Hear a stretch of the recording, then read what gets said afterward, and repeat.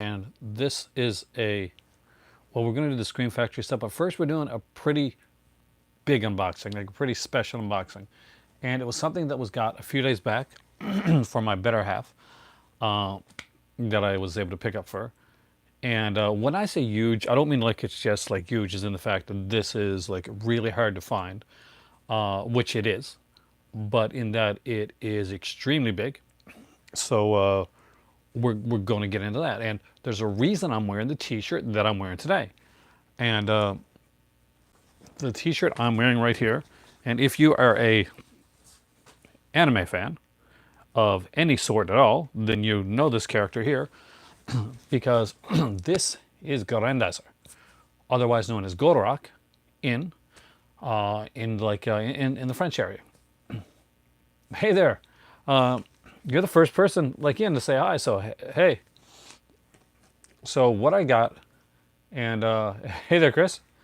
I got her because this was her childhood. This is what she watched, and this is like literally the best edition of this to get. So I'm going to show the smaller thing first, and then I'm going to show the bigger thing, and then we're going to do the rest of Scream Factory, and we'll see where we go from there tonight. Again, I started later tonight. Hey there, Scholar. Hey, Bill, and I did it on purpose. But anybody that likes animation at all is going to love the very first part of this here. One, and anyone that likes collector's editions is going to be super stoked. Hey there, Andy. So this is Messenger. So this is the first. So this is the films. You can see it's in French. So this is the Messenger films. Hey there, Trini. Are you an anime fan at all? And as you can see, it has the three when they're like, I think there's the Great Messenger, and there is Grandizer, and there is the Messenger, or Messenger Z, as it would become later on. But so this has all the films in here. There's like, I think 7 of them altogether. I cannot read French yet. Hey there, Tommy. But the big thing and the big news, and I'm probably going to bring this upstairs before I go any further after I show it, because it is huge. It is expensive. I got it for a fairly good price, but it's still like extremely expensive. So if anybody who's ever collected any of this stuff knows, it is pricey. It is expensive to buy. So this is the Goldorak edition. So first I'll show you this here. So this is like the ship before it turns into oh, you love magic. Oh, Andy, you came for the right one then.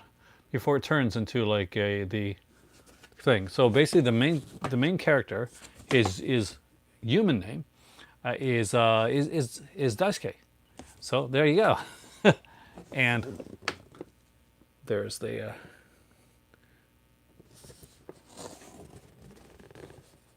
and there's his like his kind of his best friend. But they're not best friends at first. First they're enemies, because it's always like that. But let's take this out. Okay, I'm gonna be very careful. This, and no hyperbole. This is probably one of the most impressive things we've ever gotten in our collection, and also one of the most expensive things. But I got it at a good deal, and this is literally my better half's favorite show of all time.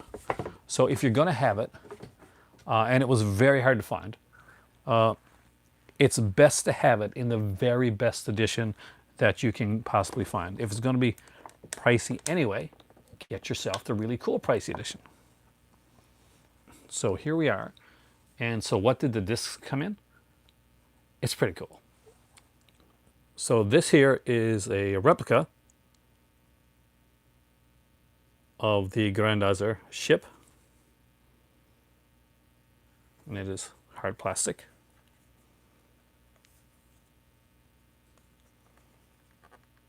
Like a really good replica of the ship.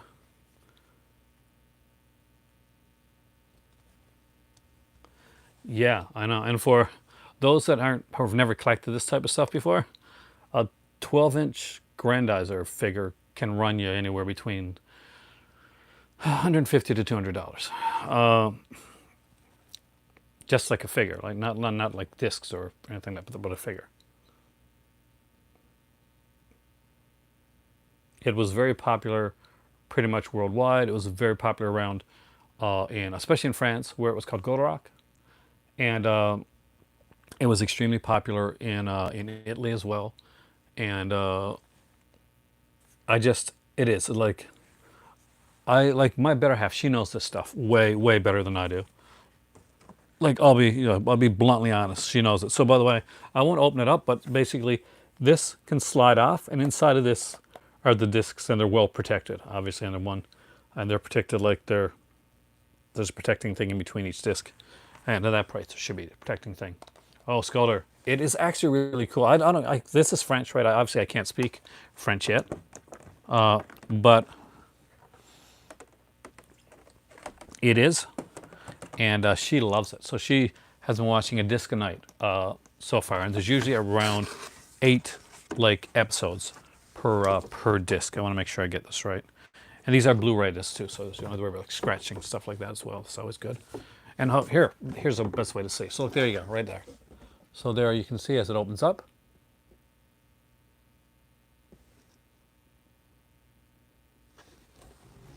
It's a massive set. Well, hopefully that was important in a good way, as in like, it's good news. But dude, if you ever saw this, like afterwards, Kubrick, just rewind the video and see this, because this is amazing. Okay, so excellent. That's the thing I'm always glad to hear. I always want to hear that there's good news.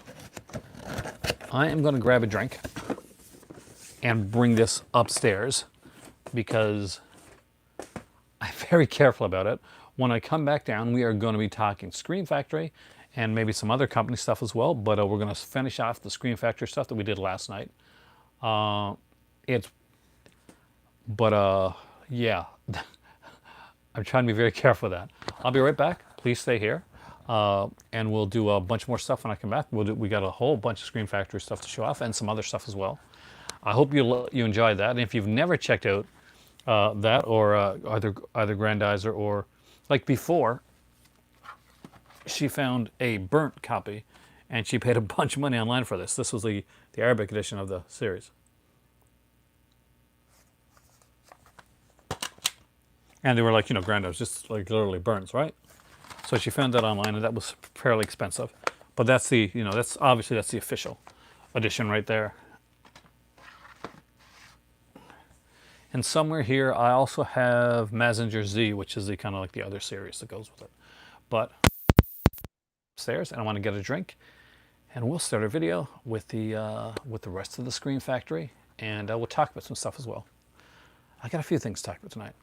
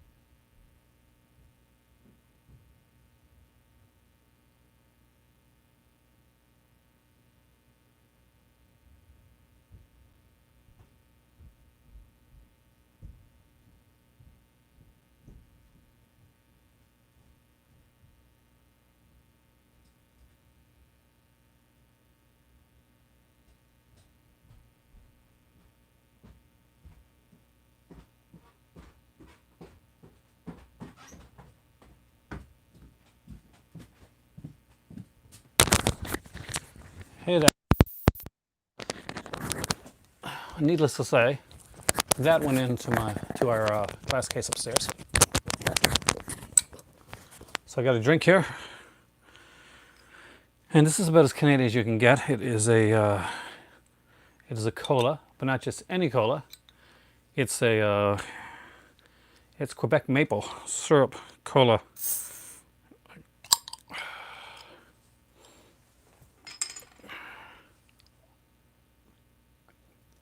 I'm Canadian, so I love maple syrup. All right, let's open up the see what you're chatting about. Hey there, Pinga.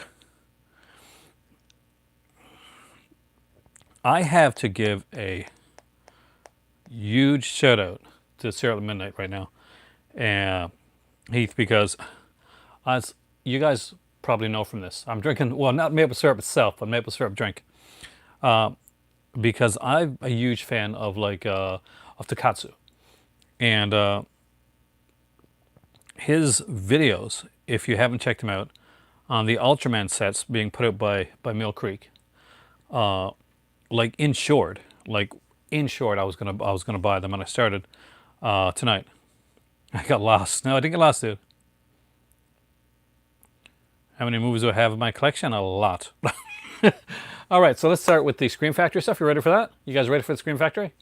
So this is the third night on. Hey there, Richard. On the Scream Factory, because I've got a lot of them, and we're getting down there, so I'll be able to put some other stuff in there. Treasure Mickey in Black and White Volume 2. Let me just see. See, Mickey Mouse, Black and White Volume 1, Volume 2. Okay, I got it right here. So what's the air? Because I'd like to know. It's an unnoticeable air with the Disney logo on it. Let me just check here so I can see it.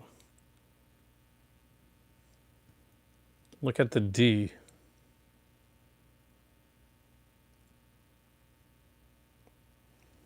Is there anything? Oh, just check one of the other ones.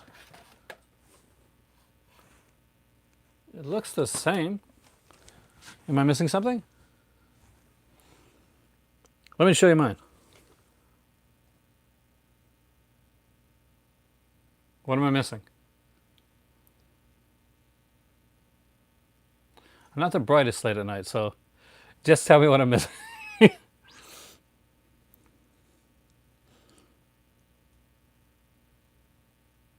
The D is cut.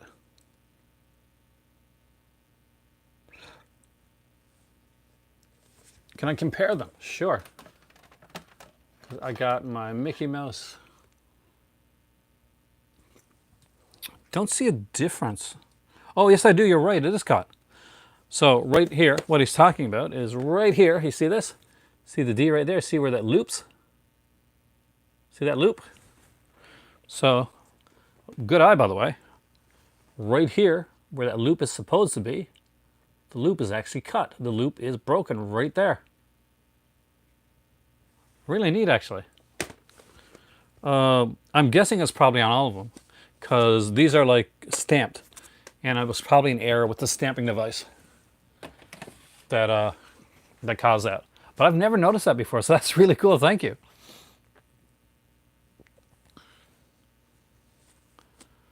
I own them all.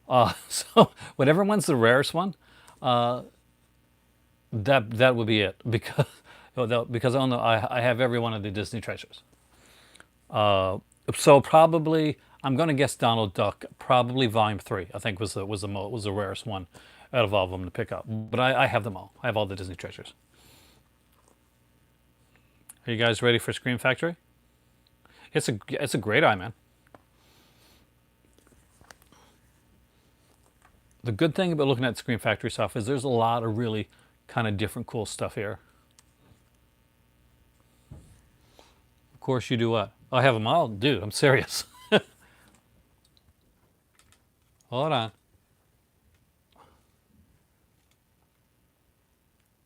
Cost Costs a bit of money to get some of them, but yep, I have collected them all. My better half, actually, that was her thing. That was her jam. Was those like I love Walt Disney and I love the cartoons, but she's a collector too. But she doesn't collect as much as I do. But when she gets her mind set on something, she does not stop until she completes. So that was a big one for us. Like I mentioned, I've mentioned the story in here before, but the last volume we needed was, I think, was Donald Duck Volume 3. It was like the hardest to get for us. And we were at a hockey game. How Canadian is that? So we're at a hockey game, and and she's like doing stuff on her phone, and I'm like, is she not enjoying the game? And she looks over, she says, "Oh boy," and I'm like, okay, what is it? And she's like, I don't know if I made a mistake, but I got us the Disney one. I think fantastic. We got them finished. She said, but it's, and she showed me the price. I'm like, that's okay. We finished. We're good. The World War II one, by the way, that is one of my favorites. I love those propaganda things. They're really cool. All right, here we go with Scream Factory. So first off is Scream for Help. It's impossible. Like Ron, like honestly, there's like over 500. Like obviously, I don't have anything close to the 500 amount. But I tend to grab. I started trying to grab every one of them, and now I'm grabbing the ones that I like, the ones that I really want, and it's like slowly getting other ones. So Scream for Help. I actually like this movie.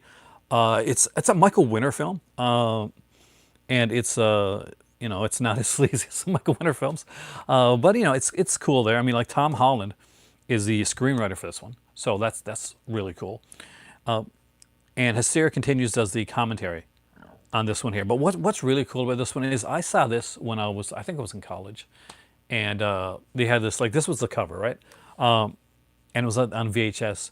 And when I picked it up, for some reason, I looked at the young girl on the back, and I thought it was Joe Sholin. It's not Joe Sholin, but for some reason I thought it was her, and I got it. And like, there's like super, it's Michael Winner, so there's gonna be nudity and stuff like that, and some pretty creepy characters. So it was kind of cool. This is the alternate artwork. I'm really not big on the alternate artwork, but this is the artwork that I know it for. One of my 5 least favorite Scream Factory artworks. The one that stands out the most, Pinga, is probably, like, I don't know what my 5 are, but Prison's original artwork probably stands out the most. Do I have the Total Recall remake? Ugh, probably not. I'll get these in the right order. Okay. Next up is the classic. You got to go, Wilf? Slipcovers. There's no slipcovers in this one, Will. Are you leaving because there's no slipcovers? I did all the slipcover ones already. But oh wait, there's slipcovers in the DVD portion of this. There's a DVD portion of this as well, one that I'm waiting to do at the end. So this is From Beyond artwork. Yeah, I agree. That is one of the less, although one of their better films. It's definitely one of the lesser ones too. Hey there, Iron Wolf. Welcome, man. And again, I do like this film. Dirk Benedict, Face from the A-Team is in this one. How can you not like that? Because it's the guy from the A-Team. The Sentinel. Do I have the Sentinel? We'll check. Maybe I do. Or maybe I don't. I don't think I do. I think I got the different one. So next up is Stigmata. And this is like a 90s one. This actually is underrated. I actually like this film.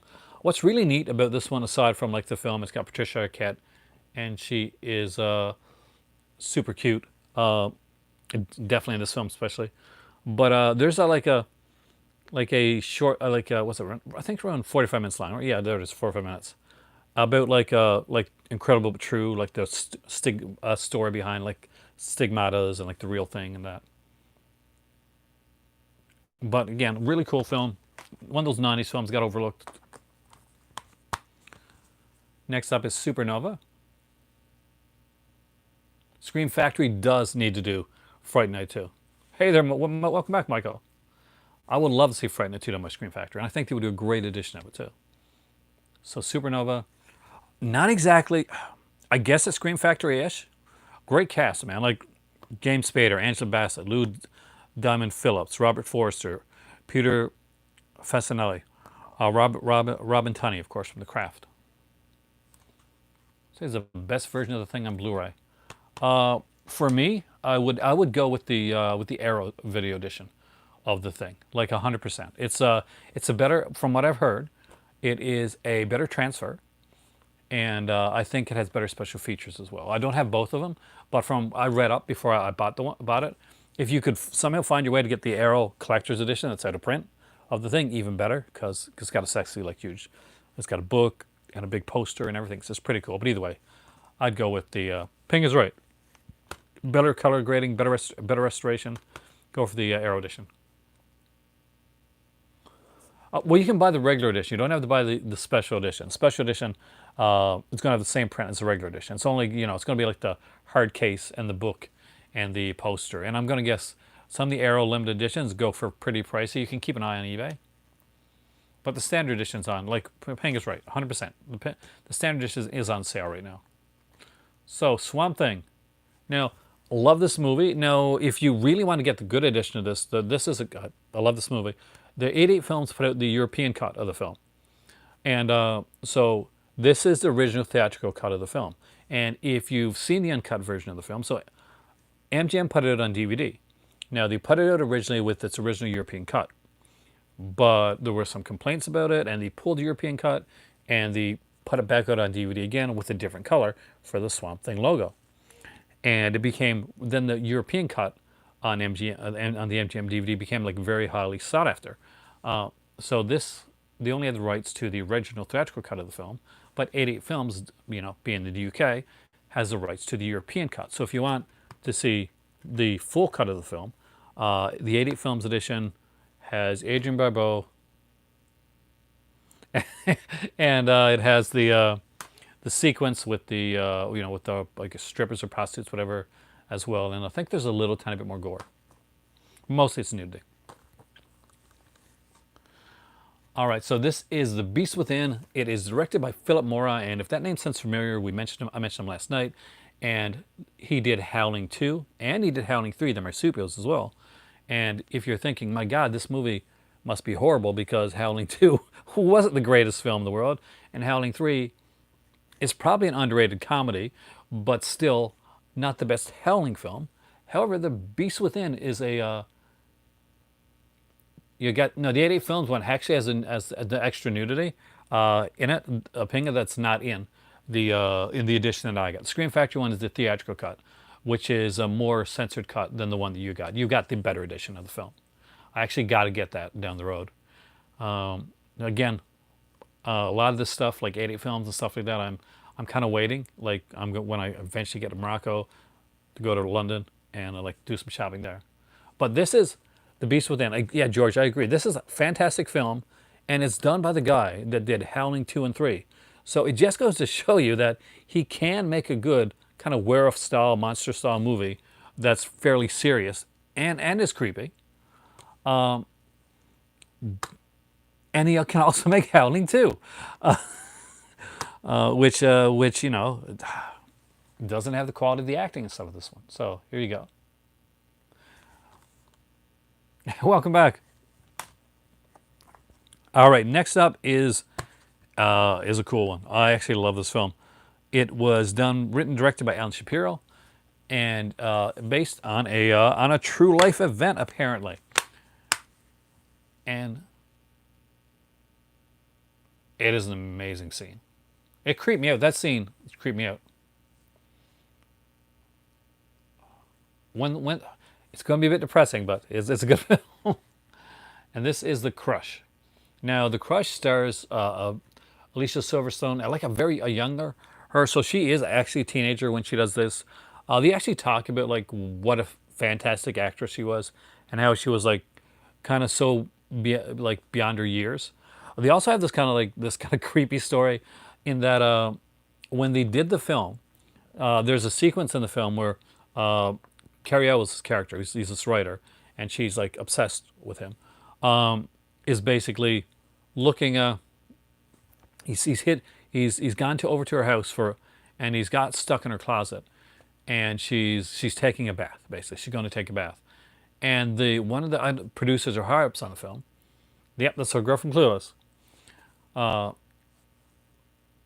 Is like, where's the nude scene? How come she doesn't have a nude scene? And the director is saying like she's a kid, she can't do a nude scene.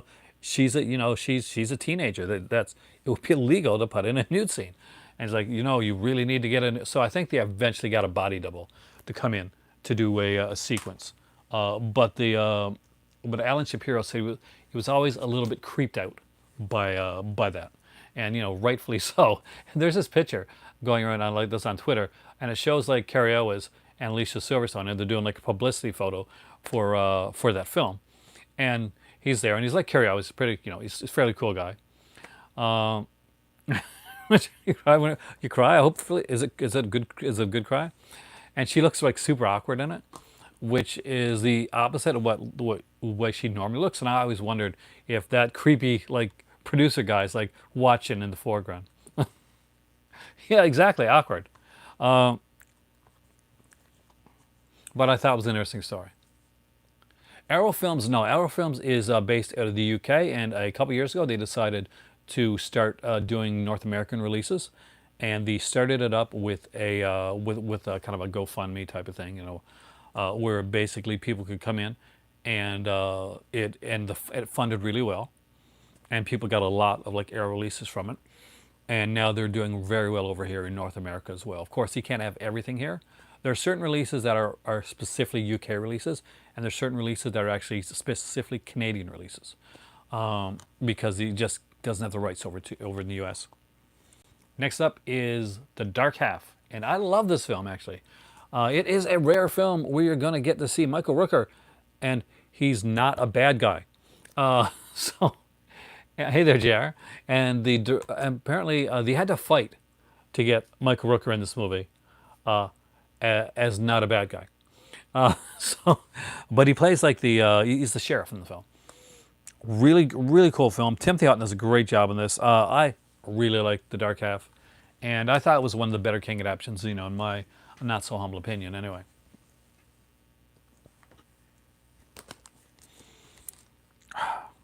okay, here's one that was problematic for me.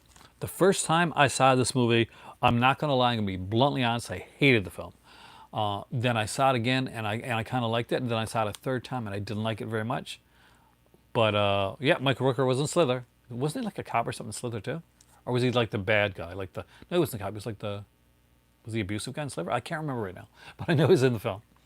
And this is The Guardian. So it's a William Friedkin film that I go back and forth on whether I like or not. Sometimes I love the film. Other times I'm meh on it. But I never have. I usually don't have like a mix. Like I'm never kind of meh. I'm either I like it or I just really don't like it. And lately, I actually find that I'm liking the film. So it's grown on me. But initially, this was like not a favorite of mine. But it's got Jenny Seagrove in it and Carrie Lowell, who is absolutely gorgeous.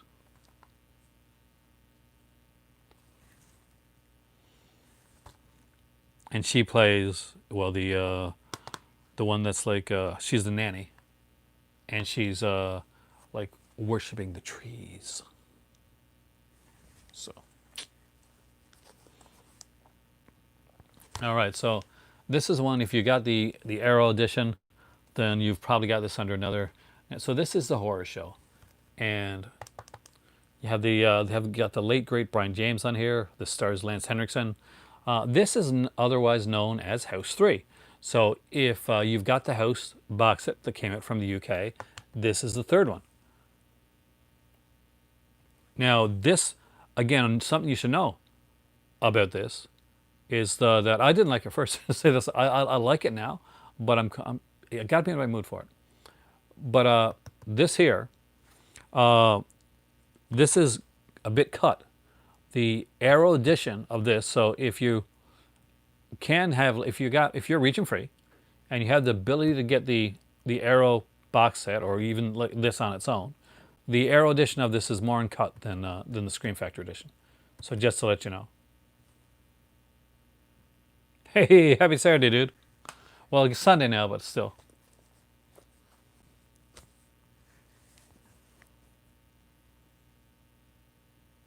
Real horror show. Are Arrow films region free? Some are and some aren't. There's a lot of them that are region locked. It really depends on the film, because basically, a lot of films are region locked because of the of rights issues. I need some more maple.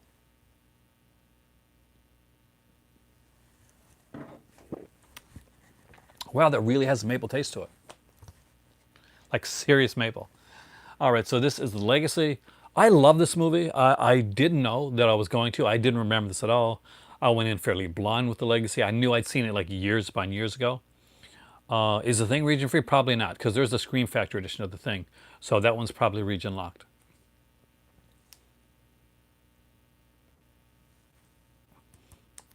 But yeah, this is really good. And it's got a hammer thing to it as well. I don't know. It's like, probably not. Like there's like the Quebec maple, and there's a Georgia peach one as well. I'm a big maple fan because I'm Canadian. That's in my blood. So I picked some up tonight. So Jimmy Sangster from Hammer fame actually wrote this film, and it's a really good film. If you haven't seen it, I definitely recommend it. So, yeah, Indicator. George, get the Indicator edition of this one. And basically, it's pretty simple. It's like Catherine Ross and Sam Elliott. They're a couple. She's like an architect, and she gets this like mysterious offer to do this job. She's always wanted to go over to London, so should they go over there? And there's an accident on their way there, and they end up in this rich older guy's house, and things get really weird. Only 37 of these left. Yeah, guys, if you don't have the Indicator edition of this one, definitely a cool one to get. Great film, highly underrated, and I love it. I mean, I love the twist. I love the ending, and it's just cool. It's really cool. If you see it, you know what I'm talking about. The ending's really cool, and I love the way that it ends. I didn't think I was going to. I thought, oh, I'm not sure if I'm going to like if it goes in the way that I think it's going to go, but it does. And I'm like,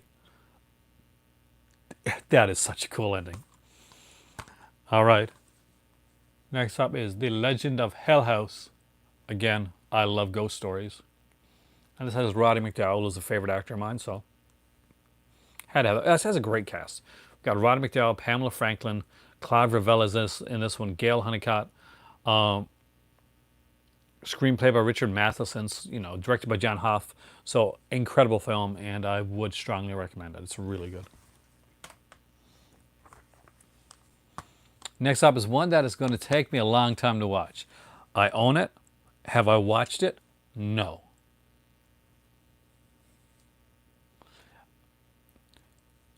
"4K players, 220 electronics," and I guess if anybody's here that can talk more about 4K region locking stuff. Well, 4K discs are not region locked, but it's the Blu-rays that are included with 4K discs that would be region locked, right? But 220 Electronics is a really good company for getting like region-free players. So this is one that I got, but have I watched it? I haven't. I haven't seen it since I saw this back in the VHS days, because I'm a big coward. That's why. So it's a Canucksploitation. It's got Lisa Langolis, of course, from.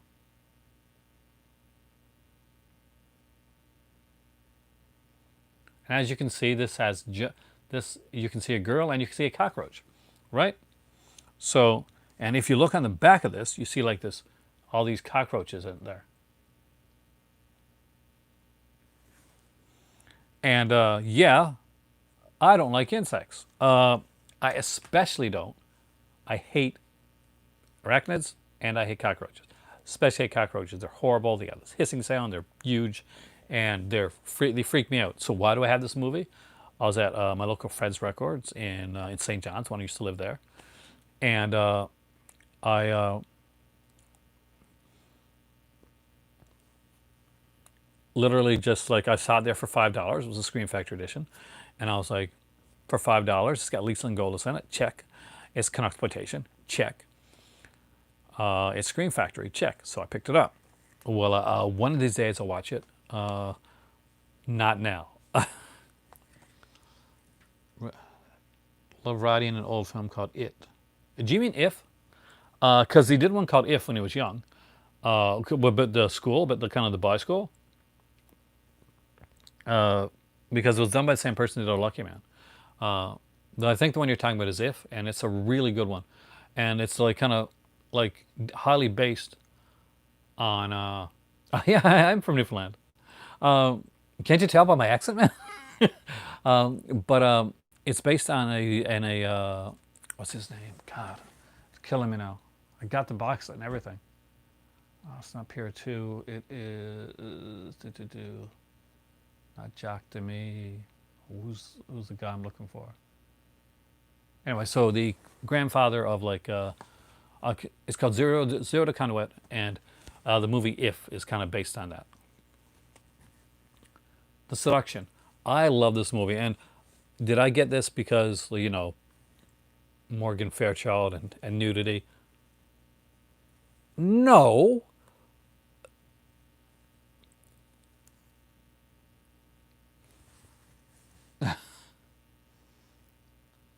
How long have I been live streaming for? Right now, it's probably been about almost 2 years that I've since my channel has gone completely live. But love this movie, and it's great. I mean, Andrew Stevens is really good in this. There's like a small role for Vince Edwards as well, if you're a fan of Vince Edwards, and Michael Sarrazin is great in this. But she rocks. She's really good in this. There are some great features, and there's a fantastic interview with Morgan Fairchild on here, and Andrew Stevens as well. I'm big fans of them both. I want to see the Night Eye series come out, but The Seduction, incredible film. If you don't have it, I'd recommend it.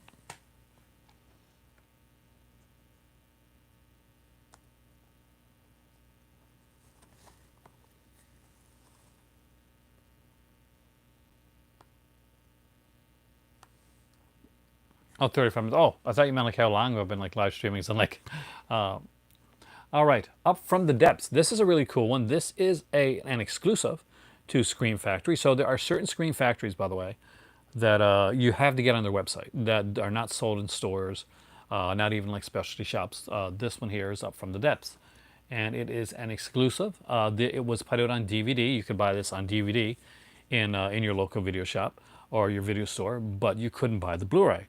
Now, this was put out with around four others, I think, three or four others. I think three others actually, that were just exclusive to the place, and these are sold out now. I think this one's out of print, but I love like aquatic horror, and anytime I can get an aquatic horror film, I pick it up.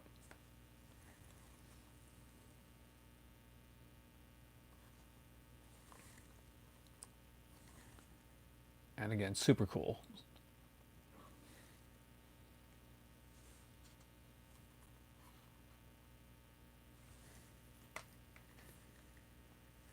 Is Arrow doing the Barnes and Noble sale now at the same time as Criterion like they did last year? And I showed you the Urban Legend film on here last night, and today it is Urban Legends Final Cut. This is a sequel to Urban Legends. I really enjoyed this film for what it is, but I'll be honest. There's only one actual sequence in this film that is like Urban Legends based. Like in the first Urban Legends film, like most of the kills were like based on Urban Legends. In this one, there's only really one, and it was actually added to the film. And it's a really cool, and it's the one that you think about. So basically, one of the big Urban Legends is the one where basically you you're taking a drink at a bar. There's an attractive girl who comes by or attractive guy to get you a drink, and then you wake up later and you're in a bathtub filled with ice, and there's a scar or an open wound, and your kidney's gone because it's like somebody that's been harvesting kidneys. And but I like this. I really enjoyed this. It has Hart Bochner in it, and Hart Bochner, of course, was in Terror Train. He was the jerky guy in Terror Train that caused the whole thing that ended up getting everybody killed in the first place. But Hart Bochner is the son of Lloyd Bochner, who's again, he's a Canadian actor, and he acted in the TV series Dynasty, the original Dynasty show, where he married Alexis, and then he died on their wedding night.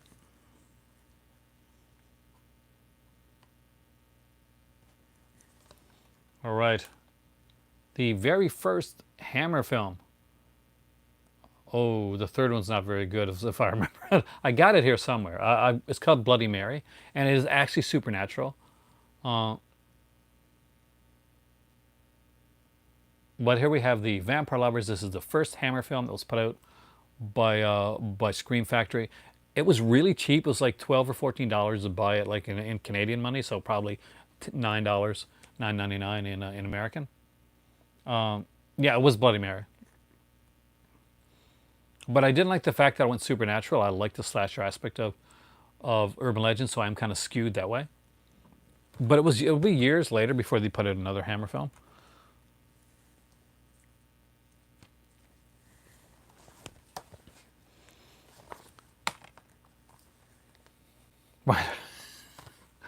That's not going to happen. Are there any psychological horror? There's a few. Well, I showed you the one, The Crush, which is psychological horror, and we'll get into some other ones too, which I would consider kind of psychological horror as well. Here we go. This is Witchboard, and Witchboard is a Kevin Tenney film, which is an amazing, amazing film. I love this. It's got like Tawny Kitaen looking at her absolute most gorgeous. Look at her right there. And it has like if you're a soap opera fan, then there's a guy named Stephen Nichols who played like Patch, like Steve Johnson on Days of Our Life. So I think he still does. So he's in this as well. So it's not like a romance. There's kind of a bromance going on in the film in Witchboard, and they're kind of really kind of trying to protect Tawny Kitaen. But a really good film. Okay, this one was mentioned yesterday, and I got it like turned around to the other cover, but this is Without Warning, or they called it Came Without Warning. So this is apparently out of print. I didn't know that, but it is an excellent Scream Factory film.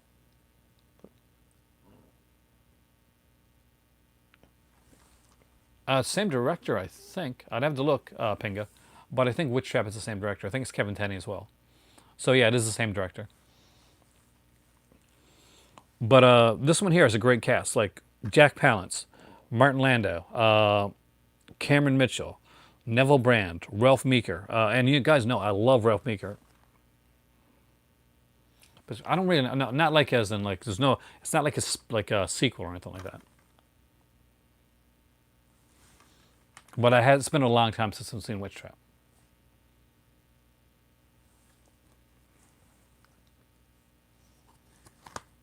All right, so this one is kind of psychological horror. You mentioned psychological horror. So here you go. And it is called You'll Like My Mother. And it has Richard Thomas from the Waltons, of course, the original John Boy. And he would play John Boy through most of the series. He would leave the show like near the end, and somebody else would take over. That person was also famous for taking over another role, a horror role, which was the Stepfather 3. So the guy that took over the Richard Thomas's role of John Boy in the Waltons would also take over from Terry Quinn as the stepfather in the third Stepfather film. So this is called You'll Like My Mother. I think this is a TV horror. It's got Patty Duke in it as well. So yeah, it sounds pretty TV horror to me. Though it does say screenplay, so who knows. But executive producer Charles Pratt. Yeah, that again. Now we're going back to me thinking TV too.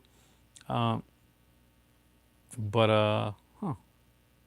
oh yes, listen to this here. So, an intriguingly tautly directed thriller that delivers a high level of terror and tension. TV guide. So, I think it's TV. I'm not sure. Anyway, still a good film.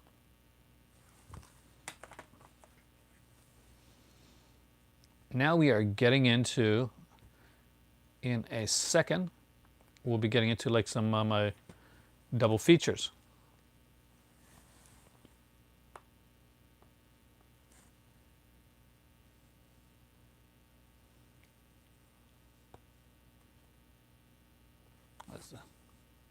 So you guys are talking all techie on there. All right, so this is The Return of Count Yorga. Of course, I have the original Count Yorga on from Twilight Time, a gorgeous edition of this. I'm actually was disappointed in the artwork. You say artwork that I didn't like from Scream Factory. This is definitely one of them. I really don't like this artwork. Is there an alternate artwork? There is, but it's not any better. But look at that. So,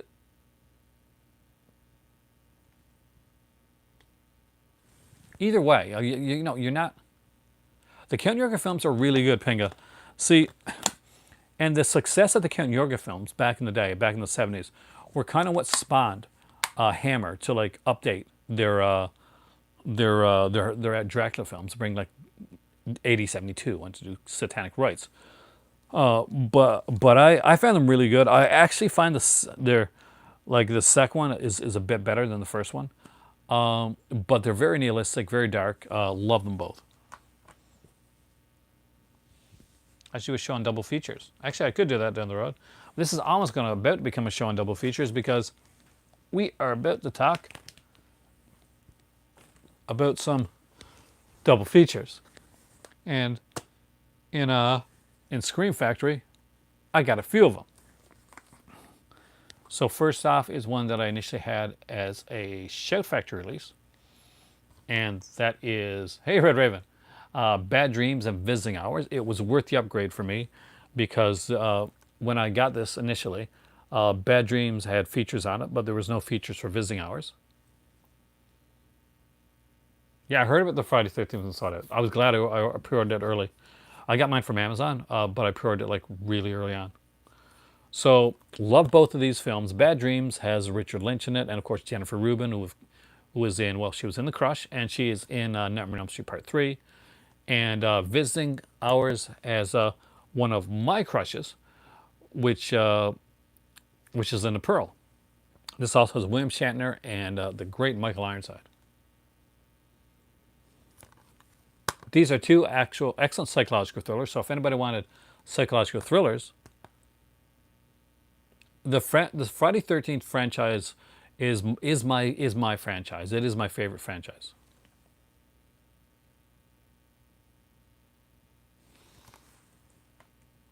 Like hands down.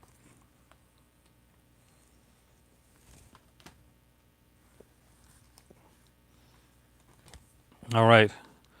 Next up is a fantastic blaxploitation double feature, and that is Blackula and Scream Blackula Scream. I love both these films. I love Blackula a bit more than Scream Blackula Scream. This has Pam Grier, but Blackula has a Newfoundland actor in it. So if you are familiar with the actor Gordon Pinson, then he is a very famous Newfoundland actor that actually was nominated for an Academy Award. And he is the chief of police in New York in Blackula. And I will tell you, he does not lose his accent. And he has a thick Newfoundland accent. So it's kind of neat, especially if you're from Newfoundland and you're like watching Blackula and you're listening to him talking and he has such a strong accent. And I'm like, wow, like at that point, not even trying to hide the accent.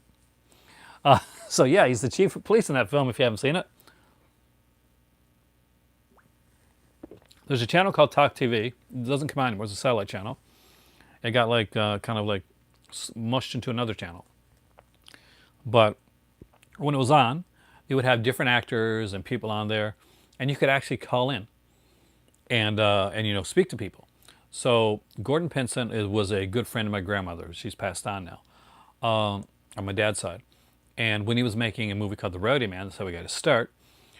He would like when he was doing the scenes in Corner Brook, he actually crashed at her place during the production of the film.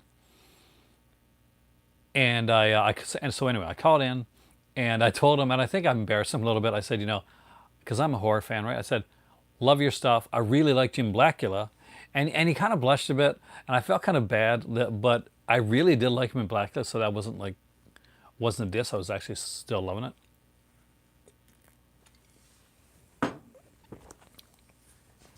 Maple syrup courses through my veins. All right, so the next one are two of the La Casa films. I won't get too much into it right now, but La Casa basically is a series that starts with Evil Dead, and in Italy, basically there are Evil Dead sequels. Well, but they're not really sequels to Evil Dead. They're under this whole La Casa banner. But it's a way to like to sell the films, right? And there are two. There's Ghost House, which creeped me the hell out when I was younger. The creepy ass clown doll in this, and the freaky music freaked the hell out of me. And Witchery, which is a really fun film, surprisingly good actually, with David Hasselhoff and Linda Blair. I'm not joking. It's like that. David Hasselhoff and Linda Blair. And look how creepy that doll is. I'm gonna have nightmares tonight, but I showed you guys, and you guys know that freaking doll. I'm gonna dream about that doll. Just watch. I'm gonna have to watch some like Mystery Science Theater before I go to sleep. Okay. Yeah, that's them. That's two of the La Casa films, Ghost House and Witchery. I think that's La Casa 3 and La Casa 4. But I'd have to look into it a bit. I want to do a video on that actually down the road, like a short video that might be a pre-tape one, talking about the La Casa series. All right, again, some cool ghost stories like possession things. We got the house where evil dwells, which is pretty cool. Look at that. Look how cool that is. And Ghost Warriors. So you got some samurai stuff going on here, guys. And the house where evil dwells has Susan George, who I was utterly in love with when I was younger, Doug McClure, and Eddie Albert, and directed by Kevin Connor, who directed Motel Hell. So that's actually pretty cool. And the Ghost Warrior, this is Charles Band, right? I'm pretty sure it's Charles Band. Yep, it's Charles Band. So I'm guessing the House Weaver dwells, because it's been a while since I watched these now. Susan George was in Straw Dogs. That was her, the beautiful Susan George. But Ghost Warrior, aka Sword Kill, gotta love that. Gotta love that title. Now, I think they still do some double features. They just really don't. The House Where Evil Dwells is the one with Susan George. But who wouldn't want like a samurai ghost double feature? And get it and put it with your Vinegar Syndrome like Ghost Samurai film, which is called Bloodbeat, by the way. And you can have a whole like Ghost Samurai night. Next up is a creature double feature. I like saying that actually.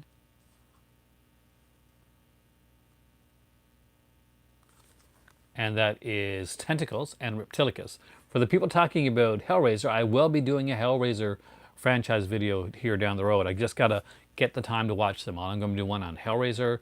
I'm doing one on Prophecy. I'm doing one on the Puppet Master films. I call it my Forgotten Franchise series, which unfortunately was already taken, so I gotta think of a new name for it before I do it. But Tentacles and Reptilicus, really fun. I love monster films. I love creature films. You guys know I do. I just sent away for some Ultraman stuff, by the way.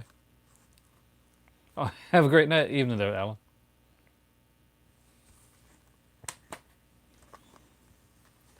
This might be the best double feature, especially feature-wise, that Scream Factory put out. I don't know. This one's probably still available. I did say Ultraman. I'm a huge Ultraman fan. So I just ordered some Ultraman last night.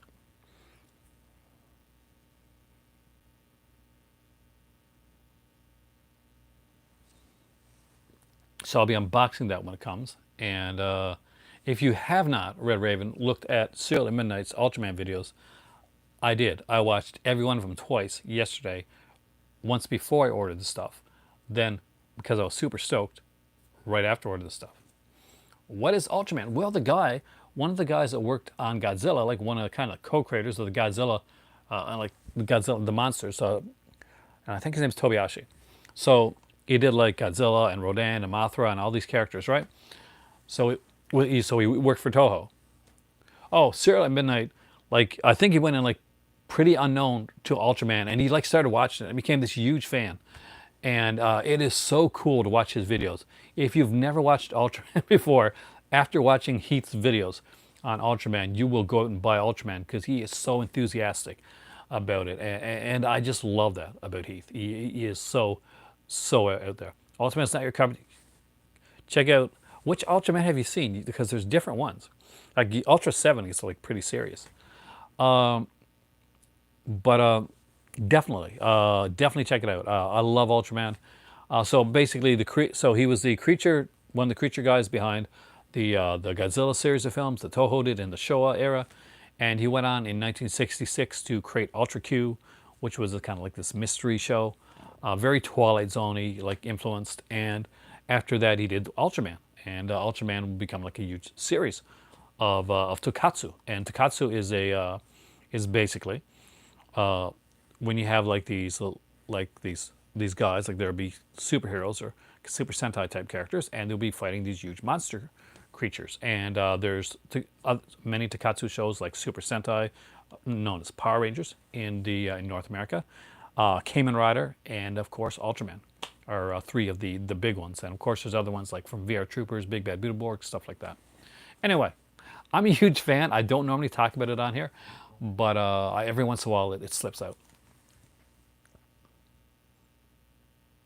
They probably did. They're making a new Ultraman film. That'd be awesome.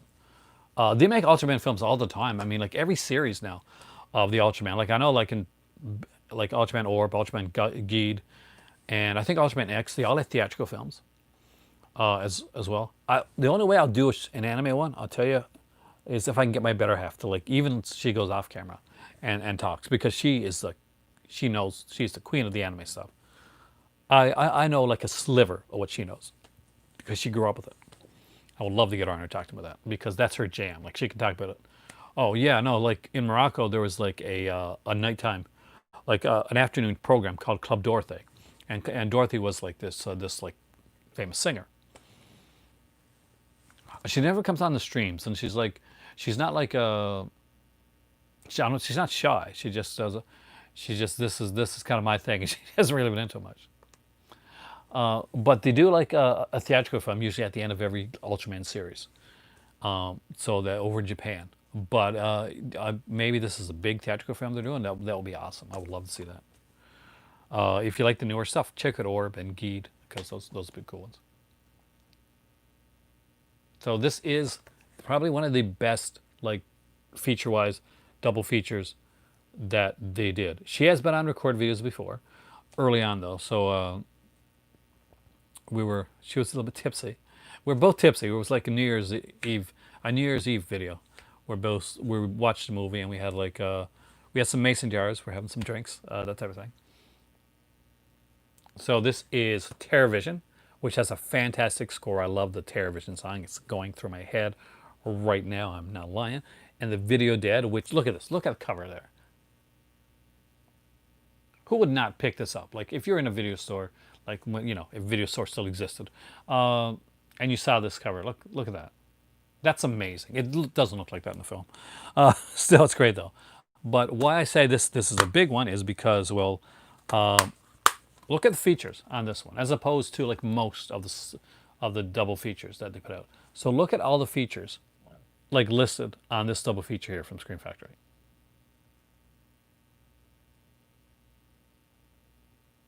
That's incredible. I don't know. Like, Ping, I'll be honest with you. Usually people tell me when something's out of print.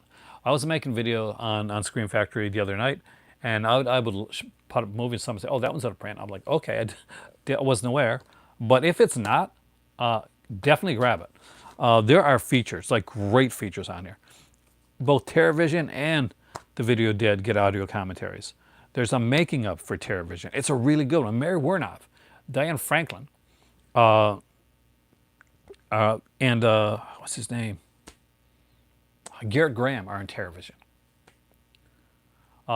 Definitely check it. It's really good. And for talking about Friday Night 2, Grease is he's the guy that plays the werewolf in Friday Night 2. He's in TerraVision as well. And of course he was in the Profiler series. You get an audio commentary. You get 2 audio commentaries. What? Holy crap! For the Video Dead, and you get an interview with the makeup effects and just super cool stuff. So if you can get your hands on this, if you don't have it already, it's a double feature that should be in everyone's collection. There's some great looking covers that actually there's a lot. It's in the way that TerraVision's strange, but in a fun way. It's, you know, if you're gonna have a movie that's kind of like Jarrett Graham and Mary Warnoff as husband and wife, you know you're getting into a weird, fun ride, because those actors, they're known for like being in those quirky style films. But yeah, there's a lot of films with like beautiful covers on that betray a horrible film. Oh, the one that stands out in mind to me, and I haven't seen the movie since the VHS days. Maybe it's better than I remember. But there's a movie called Werewolf, and it has this lenticular cover, and it shows the guy, and it's changing to a werewolf, like with lenticular cover, and it is horrible. As far as I remember, it was like pretty horrible. I do apologize. My got to reopen this again because I my it just stopped. I stopped seeing comments and stuff. So I apologize if I missed any comments, guys.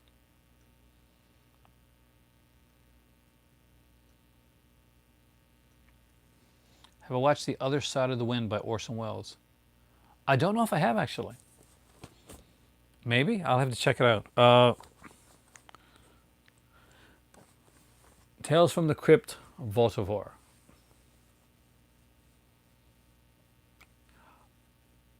You really do, and I'll tell you why, Red Raven, and I'll like explain this right now, like really quickly, for the people that aren't into it.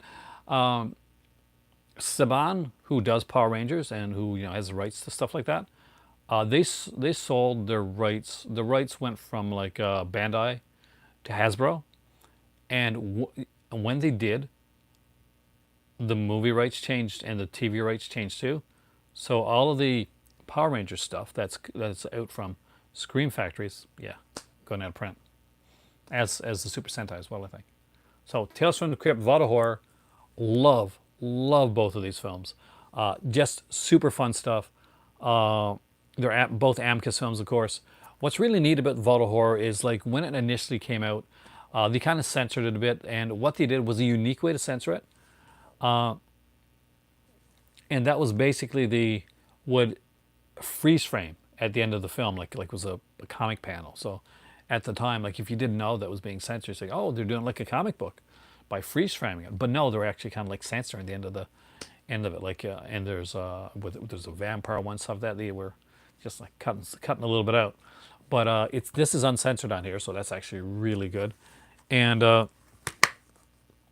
in case you're not sure which one you want, like there is actually an open matte uncut like 133 edition of Vault of Horror on here. So love it.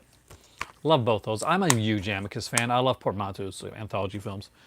All right, so this one is a double feature. It is true that they're going out of print. If you go online and you look for some of the mega sets for Power Rangers, because that's the way I recommend getting them. By the way, if you're getting into the Power Rangers mega sets, Power Rangers is get the mega sets. Just go on Amazon. You'll see that like they're going up in price. They're getting real expensive. So they're still able to get them now, and there's still ones out there. So the reason I always recommend getting the mega set over just getting the single editions is for the Bones feature disc, and of course the book as well, because it's got a great booklet. Though I do think, and I'm going to say this is going out there, the Ultraman booklets for done by Mill Creek are actually superior to the booklets that were put out from the Shape Factory. You're not going to hear that very often, man. The Town That Dreaded Sundown. Doesn't seem like it would be a double feature. It's a Charles B. Pierce film. Charles B. Pierce, of course, did The Legend of Boggy Creek, which is one of those Bigfoot movies that's became really famous. So this is based on a true story. It has Dawn Wells from Gilligan's Island in it. She has like a small part in the film, but it's an important part, and you'll remember it. It is a strange film in the fact that it goes tonally weird for like a true story. But what's really good about this one, and what really creeped me out, is this right here, The Evictors. This eventually got its own release, but initially it was only going to be like a bonus film on The Town That Dreaded Sundown. And although I do like The Town That Dreaded Sundown, and I love the meta remake, reboot, whatever sequel that came out years later, The Evictors is the reason I bought this disc. The Evictors creeped me out when I was a kid. It is based on a true story. It's got Vic Morrow, Michael Parks, and the beautiful Jessica Harper in here. And you have the 10 Dread Sundown on Blu-ray and the 10 Dread Sundown with the Evictors on the DVD. So there was no... Oh, nice! High five, man. Everybody needs that Friday 13th Deluxe Edition. It's just something that's got... If you're a horror fan, it's not in your collection, you know, it's like the Halloween one. You're going to be like wishing that you had it down the road. That Vic Morrow, yep. Unfortunately, the tragedy, Vic Morrow from Twilight Zone. And he's really good in that film, by the way, in The Victors. That's a really good film. Next up is one that I kind of wish they'd put the rest of them for. I love the Friday 13th, 2009. I know a lot of people don't, but I actually really like it. I thought Derek Mears did a great job in the role. I do love the first 20 minutes, like really, like those characters I really like. But I don't have a problem with the other characters. The silliest thing, the complaint that I've ever heard for the remake is Friday the 13th has too much nudity. And to that I say, who the hell would ever say Friday the 13th has too much nudity? They haven't watched much Friday the 13th. So, especially part 5. Oh, the movie was The Evictors. It's on, you can get it here as a bonus film, or you can buy it on its own from Scream Factory as well in a Blu-ray edition. So the Vic Morrow movie that you want is The Evictors.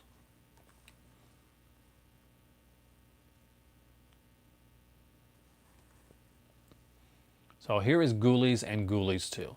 So the original Ghoulies actually has Mariska Hargitay from Law & Order SVU, the daughter of Jane Mansfield and Mickey Hargitay. And Ghoulies 2 is the sequel, which is way better than Ghoulies, to be honest with you. This puts itself off like it's some kind of Gremlins knockoff. It really isn't. The Ghoulies really don't take center stage in it a lot, not till later on in the film. But Ghoulies 2, I think really like amped it up a lot, and I thought the acting was a bit better in it. And you got Royal Dano's in it as well, William Butler. I just thought it was really cool, in my opinion. But see, the thing is, like, I can easily justify I got a couple versions of Friday 13th, but I'm a huge fan. But the last Friday 13th one I bought was $24 for like a Blu-ray box set. And that can be my backup. But there's no way in hell I could see that cover with those features. And not pick it up as a Friday fan. I'm going late again tonight, man. I did it like, you weren't here last, Logan. I did a video last night, man. 165 minutes long, over 2 hours long. Craziness, man, craziness.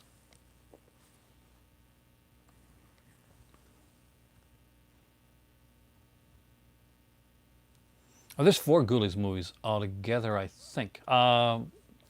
Pretty sure. Yeah, because I think there's Ghoulies Go to College is part 3. And I think that has John Astin on it, right? And then it's Ghoulies in Space. And Angela Bassett? Or am I thinking of another series? No, I think that's right. Oh, yeah, Ghoulies in Space. Yeah, 4 of them. Thank you. So, this was initially, an American release. Some of the Scream Factories, by the way, for our... Did you get Zoolander? Oh, I love Zoolander.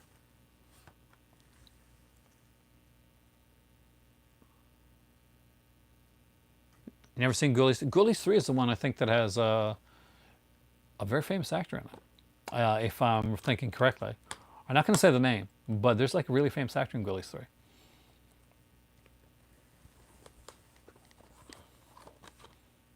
So, Scanners 2 and Scanners 3, The Takeover.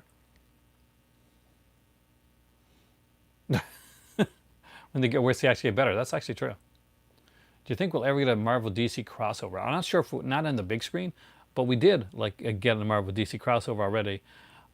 They did it over 2 years, and they actually created a character that, and they had a whole bunch of like where the Marvel DC characters would come together, like Dark Claw and characters like that. It was actually pretty cool. Well, they're very different. I mean, the original Scanners is done by David Cronenberg. The series itself was Scanners 2, Scanners 3, and then there's Scanners Cop, and there's two Scanners Cop films as well. They were produced by Pierre David, and Pierre David is a prolific genre producer in Canada. Don't like go in expecting to see the original Scanners, because that's not what you're going to get. I think they're really fun, but go in for like a fun time, seeing the Scanners like in a different light. I actually really like Scanners too. David Hewlett's in it. I'm a big fan of David Hewlett. So if you've ever seen like David Hewlett before, he was in, of course, in Stargate, I think Atlantis. But he was in like a lot of things. He was in like Cube. He was in one of the Planet of the Apes films. Hey, welcome, Dave. But just really love those. So this one I know is out of print. But this is the one that really surprised me that went out of print. I don't know what happened. I'm hoping that it'll come back in print again because it's a fun one that I think everybody should have, especially if you're a slasher fan. What Super Sentai season do I like the most? There's like over 20 seasons, man. I don't really know, actually. I'd have to go back because it's been a while since I watched them. I actually probably was a bigger Ultraman fan than I was a Super Sentai originally. And I'm a huge Kamen Rider fan too. I love Kamen Rider. So, Slumber Party Massacre 2 and 3. Yes, it is this one. This apparently, for some reason, went out of print. I don't know why. But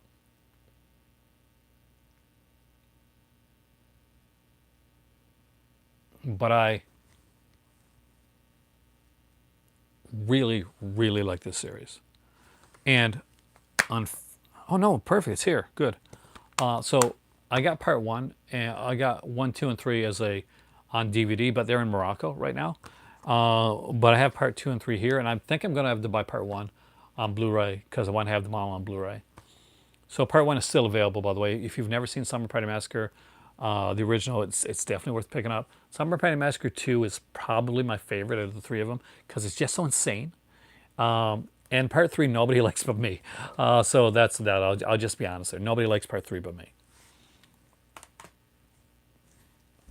I am praying for them to put out the Sorority House Massacre ones because they've gone out of print. How much of my collection is over in Morocco? Not a lot, actually. Just about, I don't know, maybe 400 films or so. So not a lot. So just a very small amount. But they're 400 like good films. Next up is The House That Dripped Blood. What's my favorite Friday 13th? 5 for fun. What I think is the best Friday 13th is part 2. But my favorite one is part 5. Dude, look around. Sadly, it's not. I do. We have a place in Morocco, and we have got a condo too. So our condo's where we're going to be like living at. Because I have a place in Morocco. My better half is from Morocco, and we're going to be like eventually, knock on wood, that's where we're supposed to be moving to. And I'll be flying back and forth between Morocco and Canada to see my family. But it gives me a chance to like kind of relax a bit more and work more on like studying film, do my podcast, doing some teaching, that type of stuff. And eventually I'll be running a bed and breakfast there as well. So The House That Dripped Blood, again, Amicus. I love Amicus. You got Chris Lee, Peter Cushing in this one. If you're a big Doctor Who fan, you got like John Pertwee. How long is the flight from Canada to Morocco? Around 8 hours. So it's a long flight. It's not a short one. Oh yeah, some great John Pertwee too, and some great Ingrid Pitt. You see John Pertwee down there, but I'm just gonna let that picture linger for a second. Just you're welcome. You are very welcome.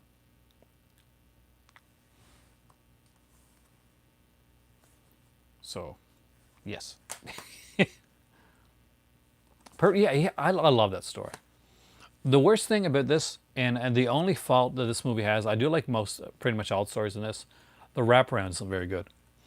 And a lot of these, they have like great wraparounds. House That Dripped Blood has a pretty boring, nothing wraparound. Did you say you watched like a House Hunter in Morocco? I got to see that, man. Start the Morocco Cottle Cinema convention. Well, there's a huge convention in a film festival in Morocco, which I'm looking forward to going to. The Marrakesh Film Festival. Troll and Troll 2, and of course because I got one of the original of this. It also came with Best Worst Movie.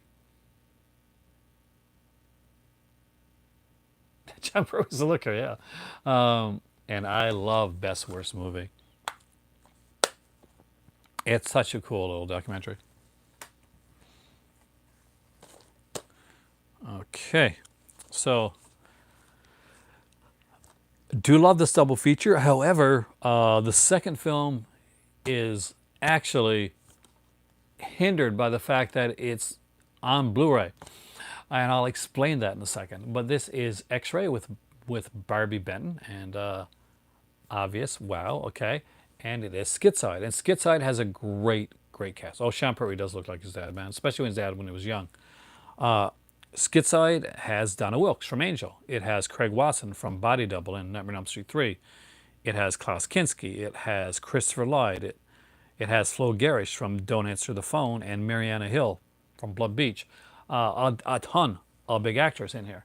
Now, it is supposed to be a murder mystery, and it's got these kind of like red herrings all throughout it. But it's been so cleaned up on Blu-ray that don't watch too closely at the beginning of the film, because there's a murder done at the beginning of this film here, and so you can see the killer's face when you're really not supposed to.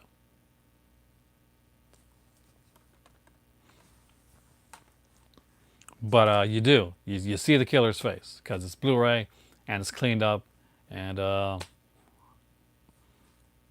if you didn't know that was supposed to be a murder mystery, you'd be wondering why they were trying to like make you think it's other people when you know obviously who the killer is from the beginning of the film.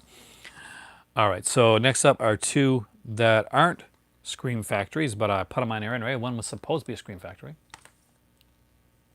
They have movies that are still sealed. I actually got a few that are still sealed.